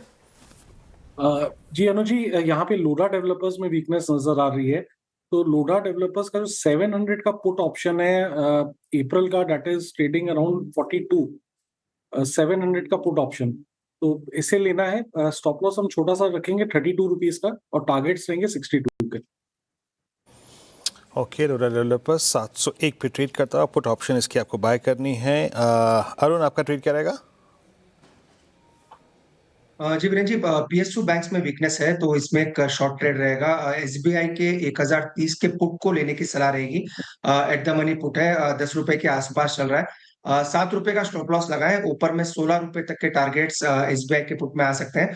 और ओवरऑल PSU बैंकिंग के इंडेक्स में ही वीकनेस है। मुझे लग रहा है इसमें सेलिंग थोड़ी कंटिन्यू होनी चाहिए। ओके, तो ये हो गए धमाकेदार ऑप्शंस में हमारे पैनल के पिक। SBI, लोधा डेवलपर्स और इटरनल की पुट लेने की बात कही गई है। अब हमारे साथ पैनल में कविता जी भी जुड़ रही हैं। कविता जी गुड आफ्टरनून और स्वागत है आपको कार्यक्रम में। बताइए इस वक्त की ट्रेड क्या होगी आपकी? हाय, आफ्टरनून श्रेया, आफ्टरनून एवरीवन। सो इस समय SBI कार्ड पर एक शॉर्ट ट्रेड लेंगे। 10 EMA से रिजेक्शन है काउंटर पर और एक अच्छा ब्लैक क्रो फॉर्मेशन बनता हुआ दिख रहा है।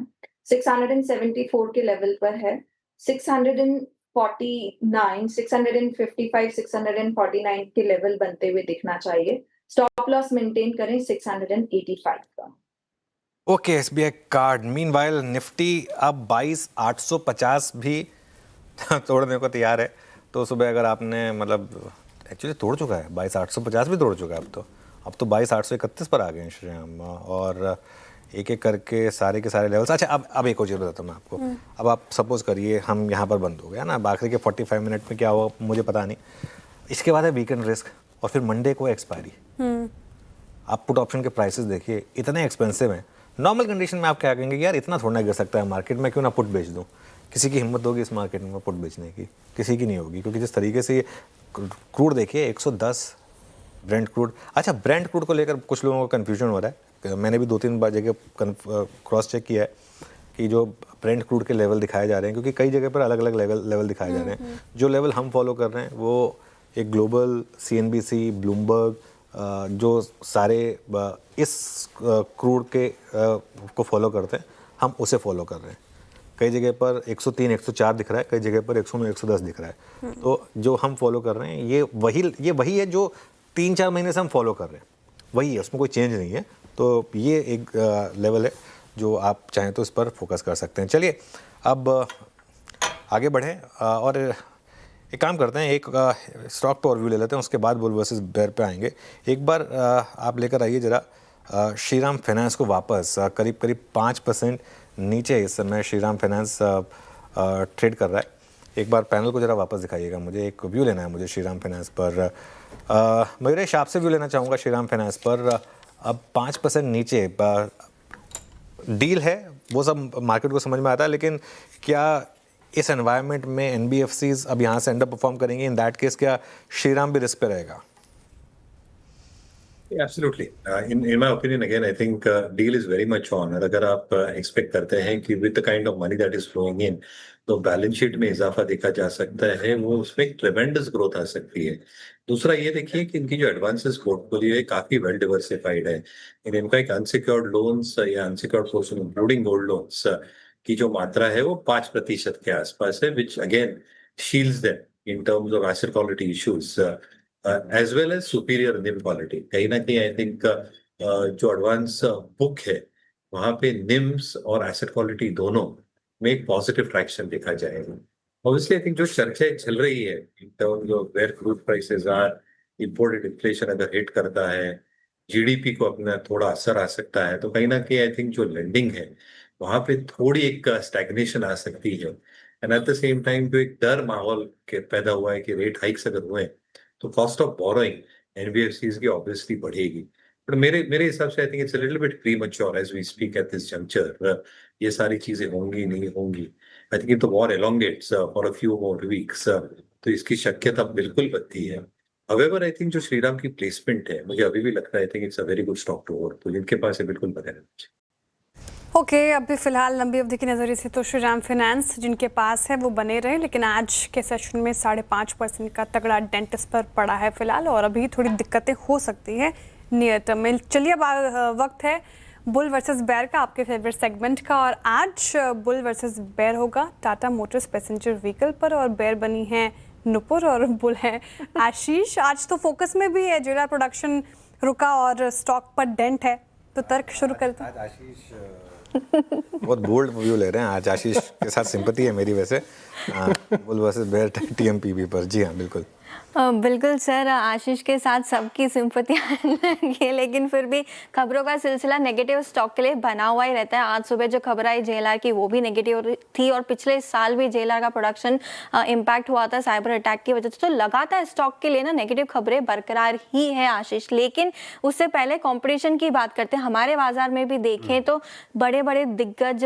चाहे वो एमएनएम हो, मारुति हो या एमजी हो या फिर बीवाईडी, सब अपने ईवी पाइपलाइन को लेकर, लॉन्च को लेकर काफ़ी मोटिवेटेड है और काफ़ी स्ट्रॉन्ग पाइपलाइन है प्रोडक्ट की यहाँ से. और जो कंपटीशन यहाँ से बनता हुआ दिख रहा है ना टाटा मोटर्स के लिए, वो मार्जिन्स पर भी इम्पैक्ट देगा, मार्केट शेयर पे भी इम्पैक्ट देगा, और जो रेस है ना ईवी की वो काफ़ी स्ट्रॉन्ग और काफ़ी कंपटीशन देने वाली है. ईवी सबसे ज़्यादा किसकी बिकती है? टाटा मोटर्स की. सबसे ज़्यादा हाईएस्ट मार्केट शेयर किसके पास है? सेकंड नंबर पर टाटा मोटर्स. एक समय पर मारुति के पास भी मार्केट शेयर. मेरी बात सुनो बाप, पीवी बिजनेस में टाइम टेस्टेड कंपनी है, सबसे बढ़िया मार्केट शेयर रखती है. ईवी में फर्स्ट मूवर एडवांटेज है. आपने नेक्सॉन कब खरीदी थी? मेरे पास ईवी नहीं है आशीष. नहीं, नेक्सॉन है आपके पास, टाटा नेक्सॉन, और अभी भी फेब महीने में 19,000 यूनिट बेची है. उसके बाद मारुति का नंबर आता है. मतलब कब की लॉन्च गाड़ी है, आज तक मारुति का आपने जिक्र कर ही लिया. एक टाइम होता था कि मारुति की मार्केट लीडरशिप होती थी. समय बदलता है, हर चीज का समय बदलता है. टाटा मोटर्स ने मार्केट ग्रैब किया, लेकिन अब एमएनएम भी पीछे नहीं है. अब प्रोडक्ट लॉन्च की बात कर लेते हैं. एमएनएम की इस साल कम से कम 5 से ज्यादा नई गाड़ियां लॉन्च होने वाली है. के भी उतनी नहीं बेच पाएंगे जितना टाटा मोटर्स बेच पाए. मैं बताता हूँ, टाटा मोटर्स की सियारा आई हुई है. पता है कितनी बुकिंग आई? 1 लाख बुकिंग आ गई है.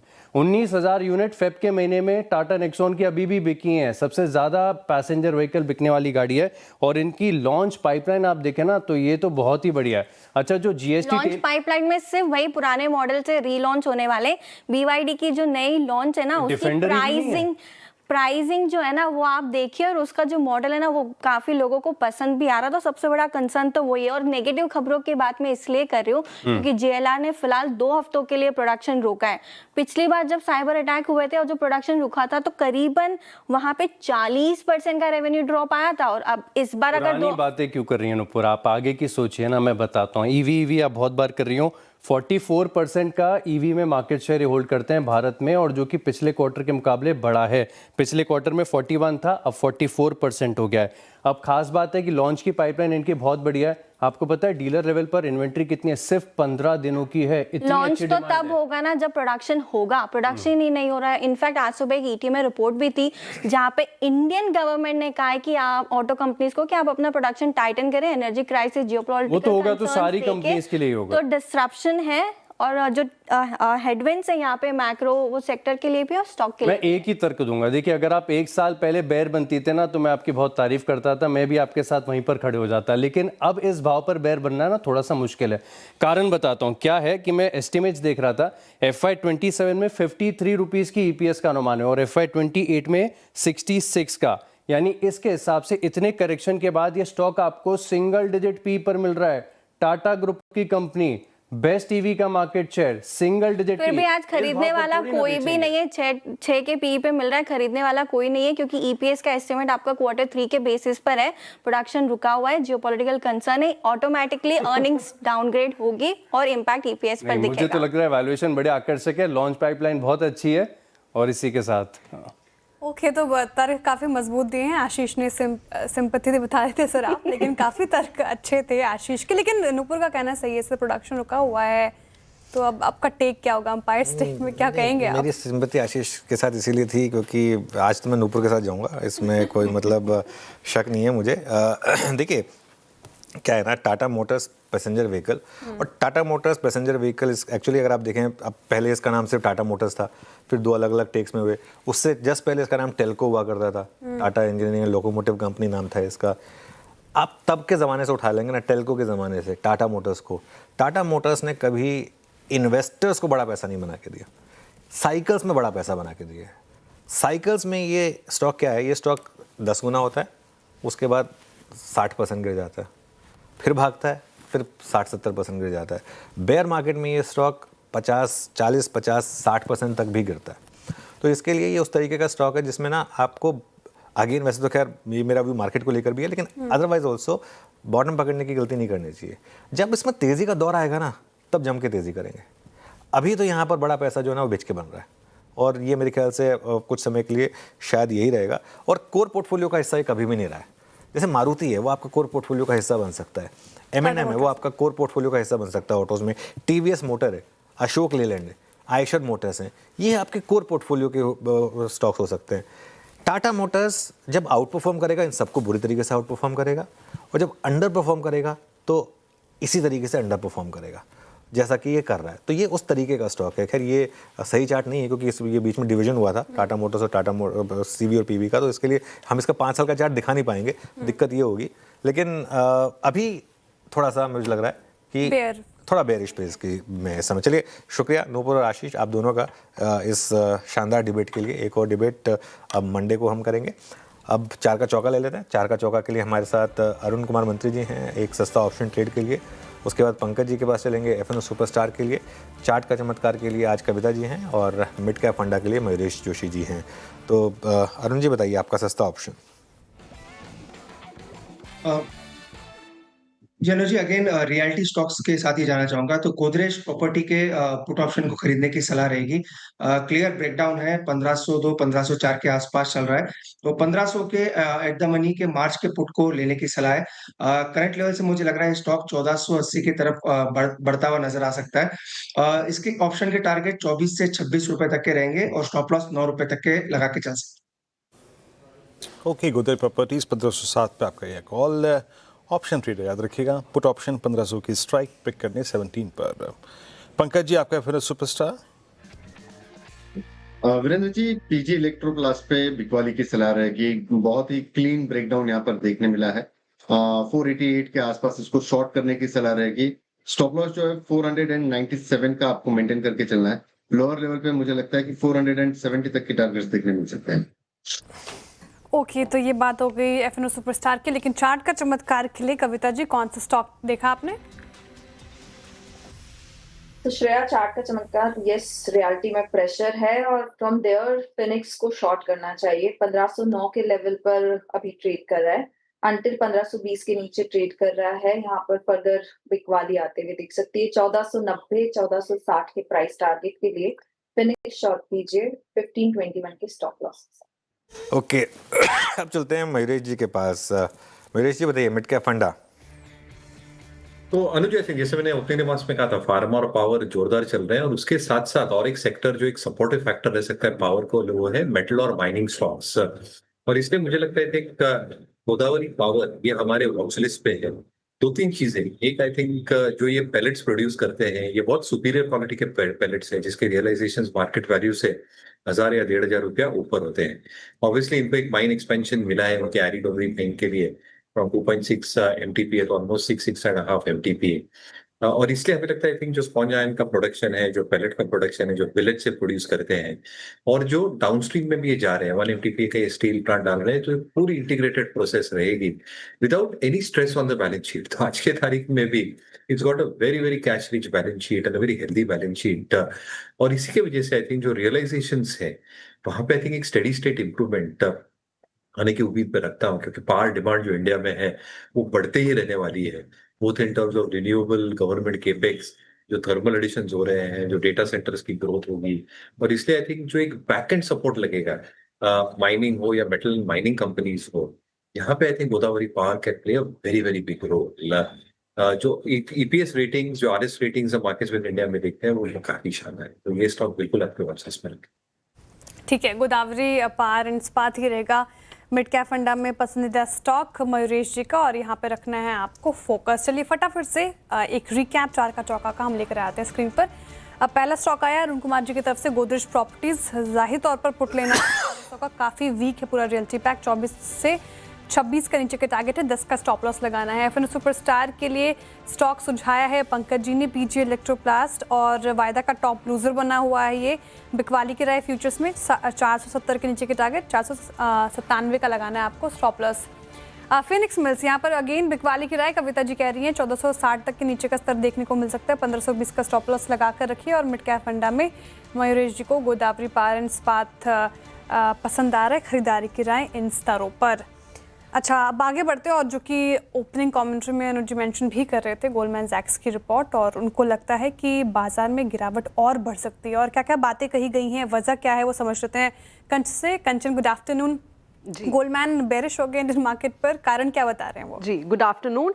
इनकी माने तो इनको लग रहा है कि आने वाला जो टाइम है वो इंडियन मार्केट के लिए हमें थोड़ा सा धीमा देखने को मिल सकता है। सबसे पहले मैं निफ्टी के टारगेट्स में ही आ जाती हूँ। जो टारगेट 12 महीने के लिए कोट किए गए हैं वो किए गए हैं 25,900 के, यानी कि पहले जो टारगेट दिया गया था वो था 29,300 का। यानी कि आप देख सकते हैं कि कितनी बड़ी गिरावट यहाँ पे हमें आती हुई दिखाई दी है। जिस तरीके से हम अभी ग्लोबल वॉलेटिलिटी देख रहे हैं, उससे जो एनर्जी के प्राइसेस हैं वो काफ़ी ज़्यादा हायर साइड में चले गए हैं, जिसके चलते जो इंडिया का मैक्रो आउटलुक है वो हमें कहीं ना कहीं खराब होता हुआ दिखाई दे रहा है। स्टेट ऑफ हॉर्मुज बंद होने से जो ऑयल एंड गैस के प्राइसेस है वो उनका भी जो अनुमान है वो काफ़ी ज़्यादा बढ़ा दिया गया है। यही नहीं बल्कि अगर हम कंपेयर करें इंडिया को बाकी के जो एशियन मार्केट्स हैं उनसे, उनके कंपैरेटिवली जो एनर्जी शॉक्स है वो इंडियन मार्केट में हमें ज्यादा आते हुए दिखाई दे रहे हैं। अब यही नहीं बल्कि अगर जीडीपी ग्रोथ की भी यहाँ पे बात करी जाए तो यहाँ पे भी इसको घटाया गया है। 5.9% जो अनुमान है वो इस टाइम पे लगा के चल रहे हैं। रिटेल महंगाई का अनुमान है कि हमें बढ़ती हुई दिखाई दे सकती है, 70 बेसिस पॉइंट्स की करीब करीब बढ़ोतरी मानी जा रही है। और यही नहीं बल्कि जिस तरीके से हम रुपी में फ्री फॉल देख रहे हैं, माना यह जा रहा है कि आने वाले टाइम पे हमें 50 बेसिस पॉइंट्स का एक रेट हाइक जो है मार्केट में आता हुआ दिखाई दे सकता है। अब अर्निंग सीजन के अंदर हम एंट्री जो है लेने वाले हैं। अगले 2 साल के लिए भी जो अर्निंग का एस्टिमेट है उसको घटा दिया गया है। जो पहले अनुमान था 16 से 14% की जो ग्रोथ है वो अब 8% एंड 13% रिस्पेक्टिवली कर दी गई है। और मानना उनका ये है कि आगे चल के हमें गिरावट जो है और भी ज्यादा देखने को मिल सकती है। डायरेक्टली आती हूँ मैं सेक्टर स्पेसिफिक। उनका मानना है कि बैंक, स्टेपल्स, टेलीकॉम, डिफेंस और एनर्जी इस टाइम पे हमें अच्छा करते हुए दिखाई दे सकते हैं। मार्केट वेट में ड्यूरेबल्स, ऑटो, एनबीएफसी और जो अंडर वेट है वो है ऑयल मार्केटिंग कंपनीज। अब सबसे इंटरेस्टिंग पार्ट, स्टॉक्स आपको कौन से फोकस में रखने होंगे, तो देखिए आईसीआईसीआई बैंक काफी ज्यादा पसंद आ रहा है, Hindustan aeronautics, Kotak Mahindra bank, Hindustan Unilever, Nestle India, Britannia industry और डाबर इस टाइम पे उनको पसंद जो है आते हुए दिखाई दे रहे हैं। ओके, शुक्रिया कंचन। चलिए एक छोटा सा ब्रेक लेते हैं, इसके बाद गुरमीत जुड़ेंगे हमारे साथ।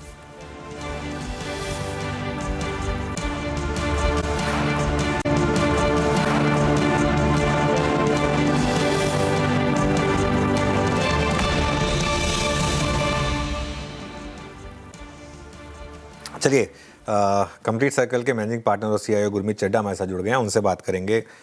Gurmeet, good afternoon. ये मार्केट में जो एक विशेष साइकिल बन गया है, ब्रेंट, रुपी, मैक्रो, इंटरेस्ट रेट का डर, क्या ये यहाँ से हमें और 5-10% इंडेक्स पर गिरावट की तरफ ले जा रहा है? क्या इस मार्केट में रिस्क है इवन 21,000 तक जाने का निफ्टी पर? अनुज, जो मूवमेंट बहुत शार्प है तो लेवल तो प्रिडिक्ट करना बहुत ही मुश्किल है शॉर्ट टर्म में। बट जैसा आपने बोला, आई थिंक ये जो डबल मार पड़ रही है करेंसी डेप्रिसिएशन की, एफपीआई आउटफ्लोज की, आई थिंक ये प्रॉब्लम को बढ़ा रही है। हम एक्चुअली वॉर के पहले भी 92 के आसपास टच कर गए थे रूपी में, और उसका प्राइमरी रीजन एफपीआई आउटफ्लोज था। अभी करंट रीजन तो एनर्जी प्राइसेस हैं, मैक्रो पिक्चर जो खराब हो रही है वो है। बट कहीं ना कहीं मुझे ऐसा लगता है अनुज, हमें प्रोएक्टिव होना चाहिए था, क्योंकि एफपीआई सेलिंग सडन नहीं हुई है। 18 महीने के आसपास का अगर आप फिगर देखेंगे, जुलाई 2024 जब से एलटीसीजी बढ़ा था, तो ये कंसिस्टेंट रहा है और रिलेंटलेस रहा है। किसी किसी महीने थोड़ा सॉफ्ट जरूर हुआ है, बट $100 बिलियन के ऊपर निकल गया है। तो ये एक प्राइमरी कंट्रीब्यूटर है। अभी वाला स्ट्रेस थोड़ा सा एनर्जी प्राइसेस और कॉम्बिनेशन है, क्योंकि आउटफ्लो लगभग $1 बिलियन रोज का बाहर जाएगा तो प्रेशर आएगा। तो मुझे लगता है कुछ शॉर्ट टर्म मेजर्स अनाउंस हो सकते हैं आरबीआई की तरफ से, और लॉन्ग टर्म स्टेप्स भी लिए जा सकते हैं कि कहीं से इनफ्लो आए। और जितनी बैंकिंग डील्स हुई हैं, जैसे एमयूएफजी का अप्रूवल अभी, जो बेन कैपिटल वाला डील है वो अभी आया है। बहुत सारे जो एफडीआई डील्स हैं उनको एक्सपेडाइट करने की जरूरत है। कुछ रिसर्जेंट बॉन्ड या जो 2013 में किया तो वो उससे जरूरत है। तो मुझे लगता है कि कहीं ना कहीं कुछ करेंसी फ्रंट पे आपको स्टेबलाइज करने के लिए कुछ एक्शन दिखेगा, शॉर्ट टर्म और लॉन्ग टर्म।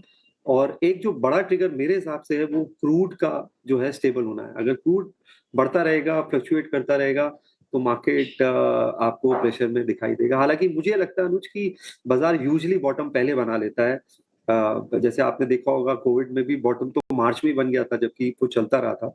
तो कहीं ना कहीं बाजार फॉरवर्ड डिस्काउंटिंग मशीन है, बट कहना मुश्किल है अभी कि क्या वो लेवल है जहां पे ये करेगा, बट हम नजदीक हैं उसके।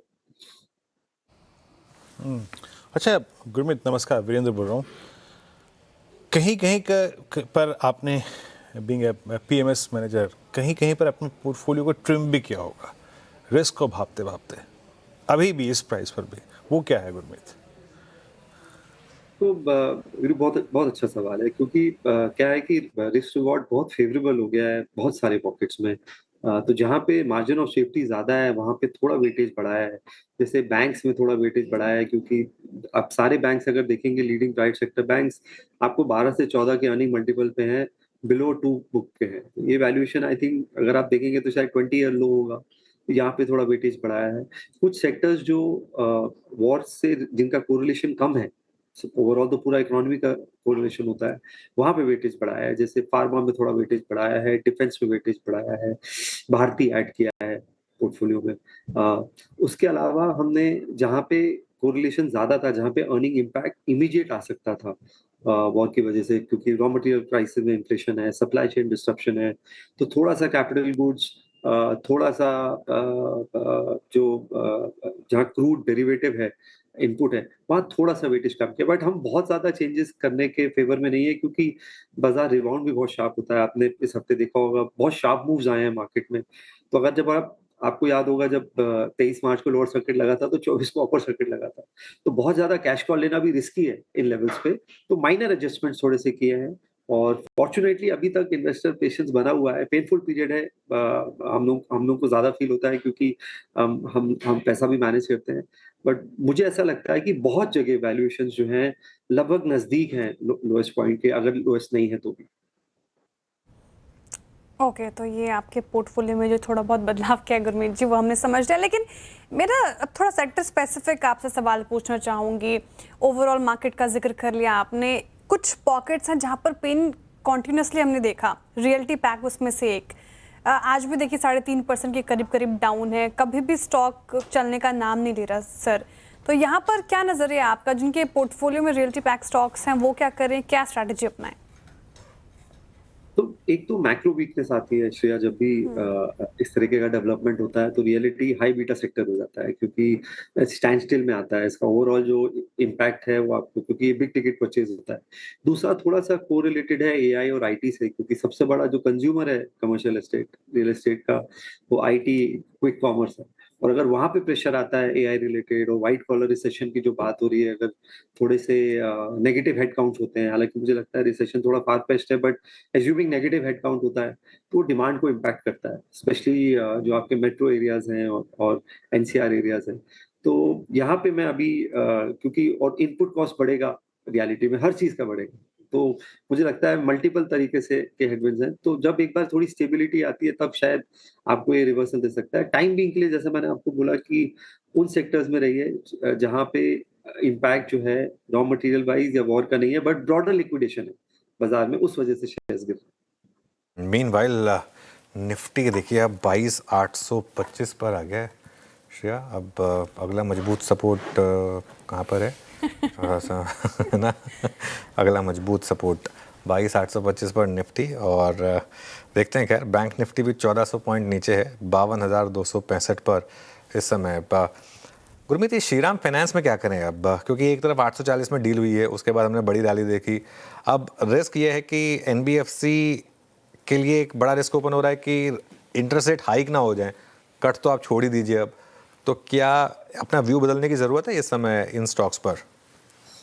अनुज, थोड़ा सा मुझे लगता है बैंक्स बेटर करेंगे, क्योंकि बॉन्ड डील जब बढ़ेगी तो जो कॉस्ट ऑफ फंड्स का ट्रांसमिशन है वो एनबीएफसी में इमीडिएट होगा, क्योंकि वो रेगुलर बेसिस पे बोरो करते हैं मार्केट से। बैंक के पास फिर भी एक थोड़ा क्वेश्चन होता है, क्योंकि उनके पास टाइम डेटेड डिपॉजिट्स हैं, कासा है, तो कॉस्ट ऑफ फंड उसमें उतना स्पाइक नहीं होता है बॉन्ड डील बढ़ने से बैंक्स के लिए वर्सेस एनबीएफसी। तो थोड़ा सा मुझे लगता है। और दूसरा, अगर आप वैल्यूएशन देखेंगे, अगर आप श्रीराम, बजाज, चोला, बहुत अच्छी फ्रेंचाइज है, I mean they are very solid businesses, but अगर आप रिलेटिव वैल्यूएशन देखेंगे तो बैंक्स बहुत चीप हो गए हैं। और यहाँ पे एक अच्छा रनअप भी आया था, जैसे आपने बोला डील है, तो मैं एग्जिट नहीं करूंगा, बट मैं फ्रेश पैसा, जैसा मैंने बोला, मैं प्राइवेट बैंक्स में लगाऊंगा। और वहां पे क्योंकि मार्जिन ऑफ सेफ्टी ज्यादा है। अभी एचडीएफसी बैंक भी 25% डाउन है, आईसीआईसीआई बैंक भी 2 बुक वैल्यू पे है, पूरा बैंक निफ्टी 12-13 के अर्निंग मल्टीपल पे है, तो मार्जिन ऑफ सेफ्टी जो है काफी ज्यादा। अच्छा गुरमीत, आज सुबह हमारे साथ कार्यक्रम में वो श्रीवास्तव साहब थे, उन्होंने कहा कि बहुत दिनों बाद हम खुश हुए हैं, आईटीएम ने लिया है इस कन्विक्शन में कि फाइनली अगर आप देखें, आप बायबैक की उस अपनी पूरे रीत, जिसे कहते हैं ना, प्रचलन था आपका, कैश होगा तो बायबैक करेंगे, डिविडेंड देंगे, उससे बाहर के निकल के तो आए आप, एटलीस्ट शॉपिंग के लिए गए तो सही। आपका इस पर तर्क क्या है आईटी पर, इस इवेंट को? 3 चीज़ें हुई लगातार, एक दिन हैप्पीएस्ट माइंड की मैनेजमेंट ने एक टेक शेयर किया, एसेंशियल के नंबर, और फाइनली अगर आप देखें इन्फोसिस की शॉपिंग। कैसे देख रहे हैं आप इस बदले स्वरूप में, हल्के से बदले स्वरूप में आईटी को? मेरा ये मानना है वीरू, एक्सटेंचर के भी अगर आपने नंबर्स देखे हो, कमेंट्री देखे हो, मुझे लगता है बाजार ने बहुत आगे का प्राइस कर लिया आईटी में, जो एआई का इम्पैक्ट होने वाला है। नंबर शायद इतने खराब ना हो, स्पेशली इस क्वार्टर के, तो टैक्टिकली स्पीकिंग शायद थोड़ा सा बाउंस देखने को मिले अर्निंग्स के बाद, अगर अर्निंग्स थोड़ी सी बेटर आती हैं एक्सपेक्टेशन से। और आज आप देखिए इस मार्केट में आईटी थोड़ा सा बेटर है, प्लस रूपी का डिप्रिसिएशन का थोड़ा सा बेनिफिट मिलेगा, बहुत माइनर बेनिफिट मिलेगा।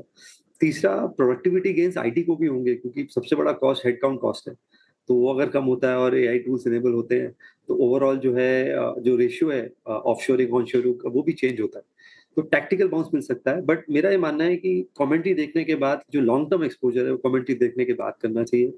हमने पोर्टफोलियो में थोड़ा सा एचसीएल टेक है हमारे पास, हम थोड़ा सा कॉन्ट्रा है आईटी पे, हमने 4-5% वेटेज बनाया हुआ है। हमारे पास एचसीएल टेक है, थोड़ा सा केपीआईटी है, और हम परसिस्टेंट या कोफोर्ट में से एक शेयर हम कीन है ऐड करने को। तो हमने थोड़ा सा वेटेज रखा है कि जब भी थोड़ा भी टर्न अराउंड हो, वो बहुत शार्प आएगा आईटी में। तो कुछ आप टैक्टिकल हो सकते हैं, और कुछ मिड कैप आईटी में आप थोड़ा सा स्ट्रक्चरल लॉन्ग टर्म हो सकता है। तो सेक्टर माफ कीजिएगा, stock specific approach IT sector में अपनानी है। अच्छा गुरमीत जी, भी थोड़ा देर पहले आपने श्रीराम फाइनेंस पर अपनी राय रखी। एक और स्टॉक आज काफ़ी गिरा है, दैट इज़ रिलायंस, और बड़ा कंट्रीब्यूटर है निफ्टी के गिरावट में। 4.5% का डेंट आप जब भी आपसे चर्चा हुई है रिलायंस पर, आप पॉजिटिव रहे हैं। अब विंडफॉल टैक्स का जो ये डर है, कितना घातक रिलायंस के लिए, और अब क्या स्ट्रैटेजी यहाँ पर? देखिए, जो अनाउंसमेंट हुई, आई थिंक उसका इम्पैक्ट ज्यादा है आज रिलायंस पे, क्योंकि कहीं ना कहीं रिफाइनिंग मार्जिन, अलग अलग एस्टिमेट्स हैं।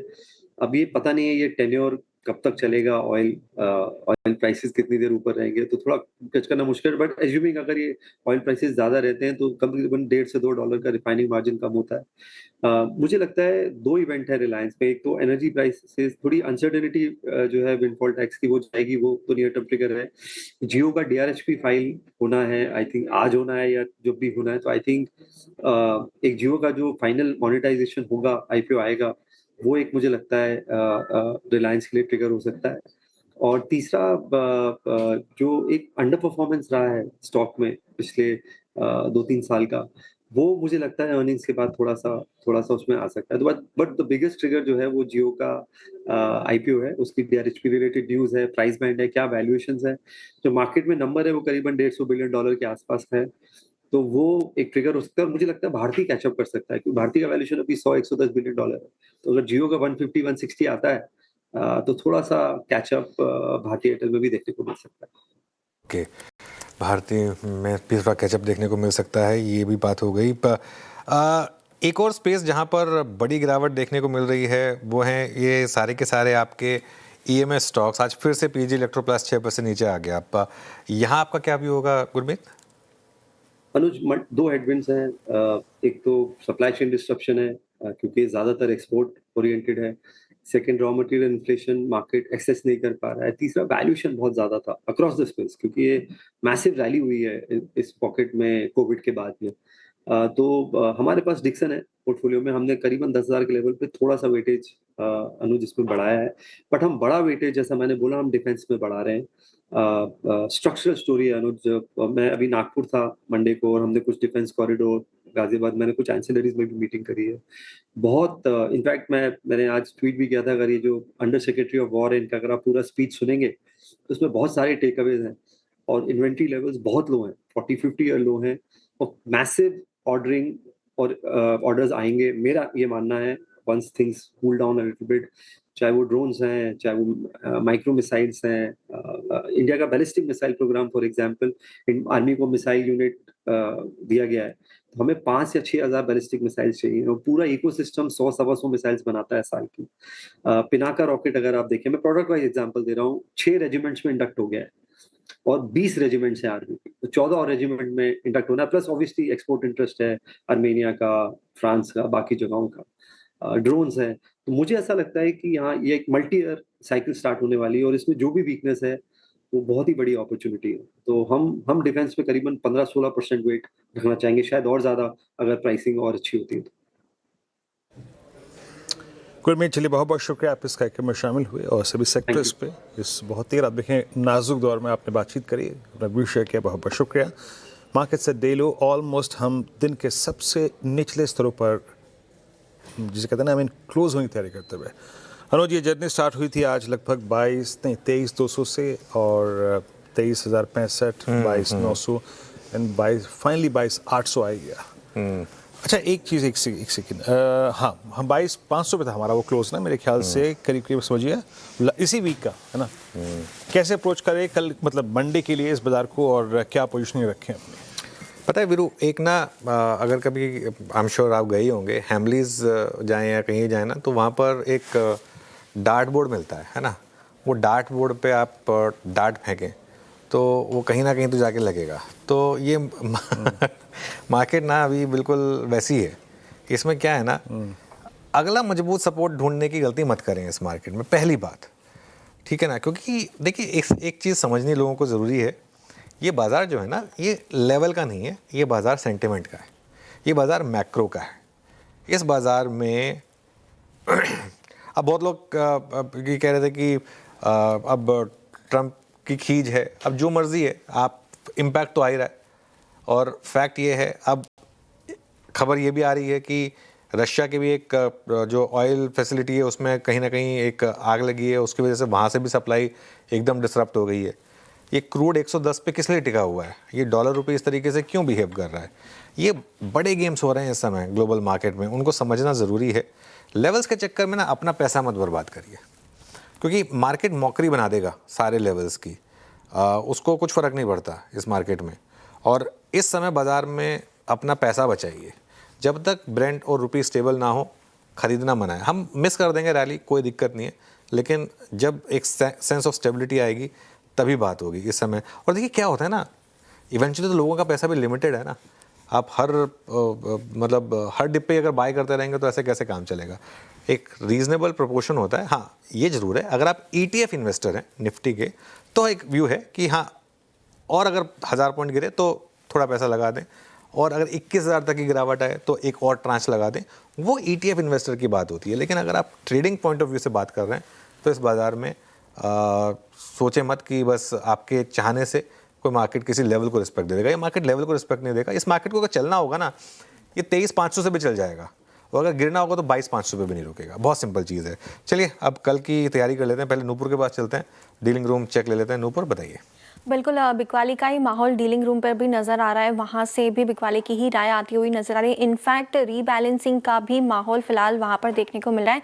Second last day financial year खत्म होने वाला है, तो बड़े जो फंड हाउसेज है और इंश्योरेंस कंपनीज अपने पूरे इन्वेस्टमेंट पोर्टफोलियो को रीबैलेंस करती है और उसका भी एक इम्पैक्ट फिलहाल बाजार में देखने को मिल रहा है। लेकिन सेलेक्टिव बाइंग फिलहाल फार्मा के कुछ शेयरों में नज़र आ रही है। सबसे पहले मैनकाइंड फार्मा, यहाँ पर हाई वॉल्यूम के साथ अच्छी खरीदारी देखने को मिल रही है। 9 से 10% का ओपन इंटरेस्ट भी हाइक यहाँ पे होते हुए दिखा है, तो एक मैनकाइंड फार्मा पे पॉजिटिव व्यू बनते हुए नजर आ रहा है। और दूसरा स्टॉक है सन फार्मा, जहाँ पर भी हायर वॉल्यूम्स के साथ डीलर्स की तरफ से बाइंग की रिकमेंडेशन आती हुई दिखी है। ओके, मैनकाइंड फार्मा और सन फार्मा डीलर्स फार्मा स्टॉक्स पर बेट लगा रहे हैं, तो ये हो गई डीलर्स की तरफ से कुछ स्टॉक्स। शुक्रिया नूपुर जानकारी के लिए। चलिए अब हम समझते हैं कि हमारे पैनल कौन कौन से स्टॉक्स चुन रहे हैं मंडे के लिए। कविता जी, शुरुआत आपसे करना चाहूँगी, बताइए सोमवार के लिए कौन सा स्टॉक? तो श्रेया, जो काउंटर शुरुआत में आपके साथ डिस्कस किया था, न्यू कॉल एसबीआई कार्ड को ही शॉर्ट साइड लेकर जाएंगे with the given stop loss of 682। Okay, SBI card से अगर आप देखें आपका 675 पे सेल कॉल है। अरुण, आपका ट्रेड क्या रहेगा?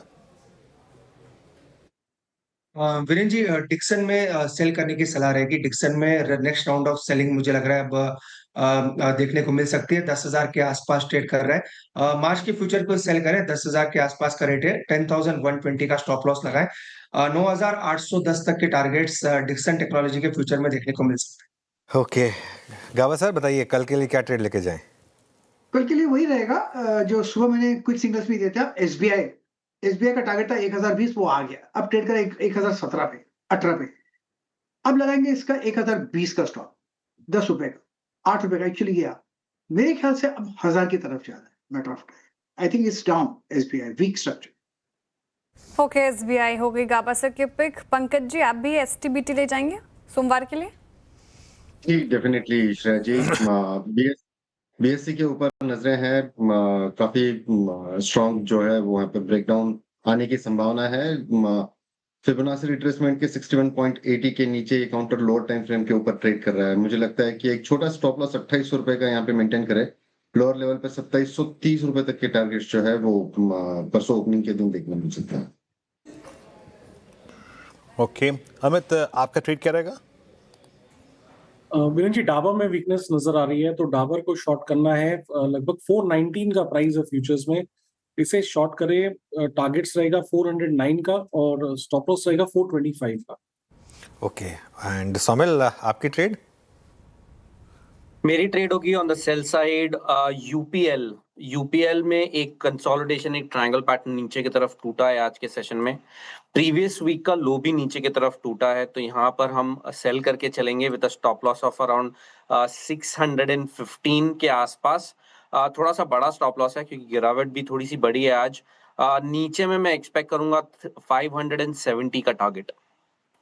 ओके, चलिए अब वीरू के पास चलते हैं आज की मार्केट ब्रेथ के लिए। वीरू बताइए। बिल्कुल, बेहद नाजुक ब्रेथ अनुज, और मेरे ख्याल से कुछ बचा नहीं था आज ब्रेथ में, और कंप्लीट पैनिक। सुबह अगर आप देखें थोड़ी बहुत ड्रिफ्ट था टुवर्ड्स आईटी, वो भी टुवर्ड्स क्लोज अगर आप देखें तो यहाँ पर अब चला गया। लॉन्ग 5, शॉर्ट कवरिंग 10 में 81 शॉर्ट। आज लग रहा है कि ये पूरा का पूरा अगर आप देखें तो तस्वीर ही बदली हुई है। कहाँ हम 115 में लॉन्ग अनवाइंडिंग, यानी इस लॉन्ग अनवाइंडिंग का मतलब ये है सिंपली देखिए, हालांकि थोड़ा बहुत इम्पैक्ट आपको इसको क्लोजर टू एक्सपायरी नजर आएगा ना, वो भी है, but still I mean weak, बहुत वीक। मतलब ये लॉन्ग अनवाइंडिंग होगी, किस तरफ लॉन्ग की तरफ आई भी नहीं। LIC housing, Mankind, Bharti Airtel, Aurobindo pharma, Sun pharma, ये काउंटर्स वो जहाँ पे लॉन्ग बिल्डअप हुआ। अगली स्लाइड में आएगा वो स्टॉक्स जहाँ पे थोड़े बहुत शॉर्ट कवर हुए, वो था Oracle financials, IT, then ONGC, एक एडवांटेज कैरी कर रहा था ऑयल इंडिया, नाल्को, पिरामिड एंटरप्राइजेज, इन सभी काउंटर्स में आज अगर आप देखें शॉर्ट कवरिंग थी। और नेक्स्ट स्लाइड में आएगा शॉर्टिंग, किन किन काउंटर्स में शॉर्ट हुआ। श्रीराम फाइनेंस कोलैप्स था शुक्रवार की, नहीं बुधवार की शॉर्ट कवरिंग के बाद। Same is the case with 197 Tata motors PV। Finally अगर आप देखें प्लांट के शट होने की खबर इम्पैक्ट डालती हुई आज PSU बैंक्स में shorting, complete short, Lodha developers, real estate space में कंप्लीट शॉर्ट, नेक्स्ट स्लाइड आएगी long unwinding, PG Electroplast, NBCC, UPL, PNB and हुडको। एक बार यूपीएल लेके आइएगा। यूपीएल सुबह एक स्ट्रॉन्ग केस बन रहा था रिवर्सल का, इनफैक्ट एसआरएफ में भी, बट फाइनली अगर आप देखें यूपीएल ने भी आज हाथ खड़े कर दिए। एक बेस क्रिएशन की अगर आप देखें फॉर्मेशन थी यहाँ पे, इट्स 596। एक बार अमित जी यूपीएल पे अपना टेक जाहिर करेंगे आप? 596 एक बेस बिल्डिंग एक्सरसाइज थी, लेकिन वो भी फिलहाल कोलैप्स होती हुई नजर आती हुई। जी वीरेन जी, इनफैक्ट काफी वीकनेस है यहाँ पे। बेस एक लेवल्स होल्ड करने की कोशिश कर रहा था 600 610 का। स्टॉक ने ऑलमोस्ट एक ब्रेकडाउन दिया है, तो स्ट्रक्चर में जिस हिसाब से वीकनेस है लग रहा है यहाँ पे 580 575 तक के टारगेट्स पॉसिबल है। स्टॉप लॉस हम यहाँ पे रखेंगे 605। ओके चलिए अब कंचन के पास चलते हैं। अगले हफ्ते के ट्रिगर्स, एक ट्रिगर तो मैं आपको बता देता हूँ अगले हफ्ते का। पता है क्या? 2 दिन छुट्टी है, तो 2 दिन लॉस कम होगा उलझुल लेवल्स पर अगर आप ट्रेड करेंगे तो। चलिए कंचन से जान लेते हैं अगले हफ्ते के ट्रिगर्स। कंचन बताइए। इनफैक्ट मैं भी इसी के साथ शुरुआत करने वाली थी कि अगला हफ्ता काफी इंपॉर्टेंट है, मिस नहीं करना चाहिए। 2 दिन इंडियन मार्केट जो है वो बंद रहेंगे, 3 दिन ही हमें कारोबार होता हुआ दिखाई देगा। खैर 30 मार्च के साथ शुरुआत करते हैं। यहाँ पे अमेरिका में हमें जो फेड चेयरमैन है उनकी स्पीच जो है वो आती हुई दिखाई देगी। इंडिया में इंडस्ट्रियल प्रोडक्शन का डेटा भी इसी दिन आएगा और नजारा टेक्नोलॉजी की यहाँ पे बोर्ड मीटिंग है जहाँ पे फंड रेजिंग के ऊपर हो सकती है चर्चा। आगे बढ़ा जाए, 31 मार्च इंडियन मार्केट बंद है महावीर जयंती के चलते। कुछ कंपनीज अपने ऑटो सेल्स के नंबर्स इस दिन आपको पेश करती हुई दिखाई दे सकती है। जापान का सीपीआई का डेटा आएगा, अनएम्प्लॉयमेंट रेट का डेटा आएगा। चाइना में भी 2 डेटा आने वाले हैं, मैन्युफैक्चरिंग और साथ में नॉन मैन्युफैक्चरिंग। यही नहीं बल्कि यूएस में यहाँ पे जॉल्ट के और जॉब ओपनिंग का डेटा भी यहीं आता हुआ दिखाई देगा। 1 अप्रैल यहाँ पे मेजॉरिटी ऑफ ऑटो कंपनीज जो है अपने सेल्स के आंकड़े देती हुई दिखाई देगी। इसके अलावा अगर यूएस के मार्केट की बात करी जाए तो रिटेल सेल्स का डेटा यहाँ पे आएगा, एसएनपी मैन्युफैक्चरिंग पीएमआई का डेटा आएगा और क्रूड ऑयल की इन्वेंट्री जो है इसी दिन आती हुई दिखाई देगी। स्टॉक मार्केट के लिहाज से आईआरबी इंफ्रा बोनस 1:1 यहाँ पे और साथ में वरुण बेवरेजेस की एजीएम भी इसी दिन शेड्यूल है। 2 अप्रैल की तरफ बढ़ा जाए तो यहाँ पे यूएस में इनिशियल जॉबलेस क्लेम का जो डेटा है वो आने वाला है, लेकिन रेस्ट ऑफ द मार्केट इस दिन हमें ठंडे ही दिखाई देंगे। फ्राइडे की तरफ बढ़ा जाए, अगेन लॉन्ग वीकेंड के लिए इंडियन मार्केट जो है तैयार हो रहा है और इस दिन इंडियन मार्केट की छुट्टी है। गुड फ्राइडे के चलते यूएस में अनएम्प्लॉयमेंट रेट का डेटा और साथ में नॉन फार्म पेरोल। तो काफी बढ़िया हफ्ता है अगला। बिल्कुल, और काफ़ी छुट्टियां भी हैं और ध्यान रखिएगा ट्यूसडे की छुट्टी जो है वो सिर्फ इंडियन मार्केट स्पेसिफिक है वीरू, क्योंकि ट्यूसडे को महावीर जयंती के अकाउंट पर छुट्टी है और फ्राइडे की जो छुट्टी है वो तो खैर ग्लोबल मार्केट की छुट्टी है क्योंकि गुड फ्राइडे है। वैसे एक चीज़ बताऊं मैं, कहीं ना कहीं मार्केट को ना नज़र लगी है जो छुट्टियां बिना कैलेंडर देखे बनाई जा रही हैं ना, चाहे वो होली की थी, चाहे वो दिवाली की थी, रामनवमी बहुत लोग कह रहे हैं कि आज मनाई गई है और होली भी ऐसे हुआ था। हाँ नहीं, मैं बोल चुका हूँ मैं कि होली भी ऐसी ही हुआ था। तो वैसे खैर जो लोग आज मना रहे हैं उन्हें भी रामनवमी की बहुत बहुत शुभकामनाएं। अभी नूपुर मुझे बता रही थी कि जो इवन महावीर जयंती है वो टेक्निकली मंडे की है लेकिन एक्सचेंज की छुट्टी ट्यूसडे की है। तो कहीं ना कहीं ये थोड़ा सा एक्सचेंजेस को जो है ना एक ज़रूरत है एकदम साल के शुरू में एकदम से ना कैलेंडर करके, अब जब हो रहा है ये सब चीज़ें ना तो थोड़ा सा फ्लेक्सिबिलिटी रखने की ज़रूरत है। क्योंकि क्या होता है ना, देखिए ये छुट्टियां जो है ना ये सेंटिमेंट से जुड़ी हुई हैं। अब जैसे महावीर जयंती है, अब जो जैन कम्युनिटी है, अब आपको पता है वो इंडिया की इकोनॉमी में सबसे ज़्यादा कंट्रीब्यूट करते हैं, मतलब प्रोपोर्शन के हिसाब से, और उनकी गिनती की 2-3 छुट्टियां होती हैं, है ना, जो 2-3 बड़े फेस्टिवल होते हैं उनके। तो थोड़ा सा ज़रूरत है कि उसको रिस्पेक्ट करने की, वो उनके हिसाब से जो डेट आ रही है थोड़ा सा बहुत पहले से कैलेंडर ना बनाए, थोड़ा सा एक फ्लेक्सिबिलिटी रखें। होली दिवाली की छुट्टी में फ्लेक्सिबिलिटी रखें आपकी, ठीक है। हम जो छुट्टी जो है ना वो थोड़ा क्लोजर टू जब वो फेस्टिवल आएगा तब लेंगे, किया जा सकता है ऐसा मेरे ख्याल से। क्यों वीरू, गलत तो नहीं कह रहा हूँ? बिल्कुल है ना, जो ये ऐसा नहीं 2 साल हो गए ना, 3 साल। आप देखिए ना, दीपावली पे हम घर दफ्तर होते हैं, दीपावली में हम दफ्तर में होते हैं, तो ये बिल्कुल सही बात कही आपने। संयम से नज़दीक आए समय अवधि तो तब, और फिर चाहे आप बनारस के ब्राह्मण को बिठा लीजिए फिर या फिर पहाड़ी, किसी से भी पूछ लीजिए, मेरे ख्याल से बिल्कुल ठीक बता देगा वो। बिल्कुल, थोड़ा सा वेट एंड वॉच करें। हाँ सॉरी वीरू, कुछ कह रहे थे आप? नहीं ठीक है, मेरी बात पूरी हो चुकी है। चलिए ठीक है, आगे बढ़ते हैं अब, और 5 मिनट बचे हैं।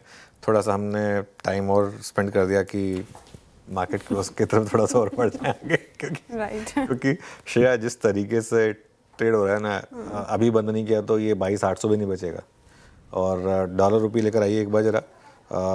खैर डॉलर रुपी थोड़ा स्टेबल हुआ है अब।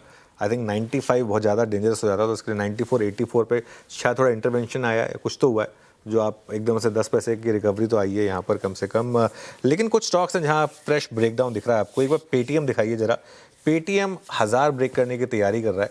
पेटीएम का थोड़ा लंबा चार्ट रखिएगा, 1005 पर इस समय स्टॉक ट्रेड कर रहा है और इसका एक चार्ट चेक लेना चाहूँगा। अमित जी आप ही देखिएगा पेटीएम का चार्ट, एक बार इसका थोड़ा लंबा चार्ट देखते हैं और वापस 1000 के नीचे आने की तैयारी करता हुआ कैसे देखें इस स्टॉक को ना अब?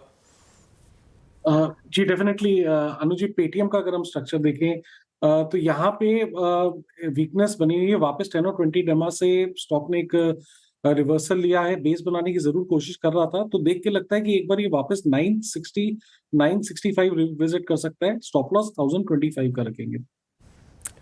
ओके, पेटीएम पे फिलहाल ये व्यू हो गया। काफ़ी पेन में 5.5% से ज़्यादा गिरा है स्टॉक आज, लेकिन एक आध स्टॉक जो इस कमज़ोर मार्केट में भी स्ट्रॉन्ग परफॉर्मेंस दिखा कर गए और LIC हाउसिंग फाइनेंस लेकर आएगा स्क्रीन पर। और सुबह हम डिस्कस कर रहे थे, HSBC की रिपोर्ट थी, री रेटिंग पोटेंशियल वाला कैंडिडेट नज़र आ रहा है और 610 के target price, in fact target price बढ़ाया था, 570 से बढ़ाकर 610 कर दिया गया था।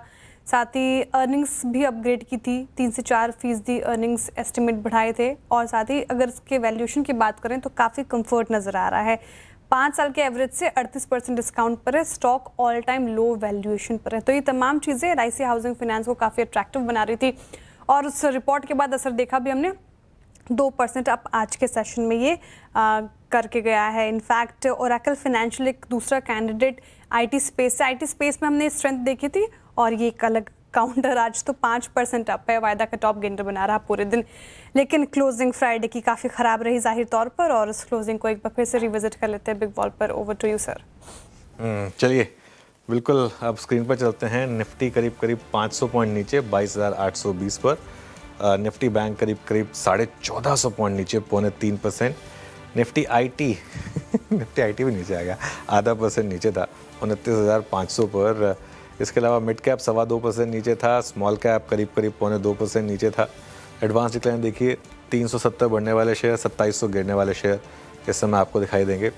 अब आ जाइए आज के ज़रा टॉप सेक्टोरल लूजर्स पर। सबसे ऊपर PSU bank 4% PSU bank Nifty नीचे था। रियल एस्टेट यहाँ पर बड़ी गिरावट थी, करीब 3% की। कैपिटल मार्केट इंडेक्स भी गिरा करीब 3%। ऑटो इंडेक्स, फाइनेंशियल और निफ्टी बैंक सब 0.3% नीचे थे आज। और आज अक्रॉस द बोर्ड सेलिंग थी, तो इसमें कोई बचा नहीं, सब में सेलिंग थी। और इवन IT जो सुबह होल्ड आउट कर रहा था वो भी गिरावट के साथ ही बंद हो रहा है। निफ्टी लूजर्स में श्रीराम फाइनेंस टॉप लूजर था, आज करीब 0.6% नीचे। टाटा मोटर्स पैसेंजर व्हीकल्स 5% गिरा, रिलायंस 0.5% गिरा, इंटरग्लोब एविएशन में 4.5% की गिरावट आई। SBI गिरा बुरी तरीके से करीब 4% और बजाज फाइनेंस ये भी 4% नीचे आया। अब आते हैं हम आज के गेनर्स पर। इनमें सबसे ऊपर ONGC 4% से ज़्यादा की तेज़ी ONGC में। विप्रो, TCS थोड़ी सी IT में आज रैली थी, हालांकि ये रैली भी फेल हुई और TCS में तो हायर लेवल पर एक्चुअली लोगों ने बेचा ही है। कोल इंडिया, पावर ग्रिड और सन फार्मा ये कुछ और स्टॉक्स थे जहां पर आज हल्की सी तेज़ी थी। लेकिन कुल मिलाकर मार्केट एक बार वापस लेकर आइए ज़रा। और निफ्टी 22,800 के जस्ट ऊपर बंद हो रहा है। आई थिंक वीरू हमारा रिसेंट लो था 22,471 का, तो अब करीब मेरे ख्याल से हमारे पास 350 पॉइंट का स्टॉक बचा है। 350 400 पॉइंट का स्टॉक बचा है निफ्टी में। अगर पॉइंट के हिसाब से देखेंगे तो बैंक निफ्टी में थोड़ा ज़्यादा होगा मेरे ख्याल से। बैंक निफ्टी का लो मेरे ख्याल से 51,000 समथिंग था, आई थिंक रिसेंट लो। हाँ 51,000 के आसपास। हाँ 51,000, एक हफ्ते का चार्ट रख देंगे तो दिख जाएगा हाई और लो। 51,323 था। तो बैंक निफ्टी में फिर भी कुंजी में 1000 पॉइंट बचे हैं। बैंक निफ्टी में निफ्टी में थोड़े कम बचे हैं, बट देखते हैं बचेगा या नहीं बचेगा। ये हाल रहा तो सोमवार को खर्च कर देंगे, वैसी बात नहीं। फिर मंगलवार की छुट्टी है ना? हाँ, सोमवार को गुल्लक खाली हाँ। खैर रामनवमी को बच गए, शुक्रवार को लपेटे में आ ही गए। कसम राम की बेअस एक बार फिर छा ही गए। निफ्टी 22,836 पे डे लो पे क्लोज हुआ, इस दौर की लोवेस्ट ट्रैजेक्टरी पे, मतलब सेकंड लोवेस्ट ट्रैजेक्टरी पे। खैर let's hope for the best. बाकी वीकेंड पे बाजार को अपना रिस्क को रिड्यूस करना था, बाजार ने यकीनन किया, हम डे लो पे क्लोज हुए। यही पैनल आपसे सोमवार को फिर करेगा मुलाकात मॉर्निंग कॉल और मुनाफे की तैयारी। तब तक के लिए नमस्कार and have a nice weekend.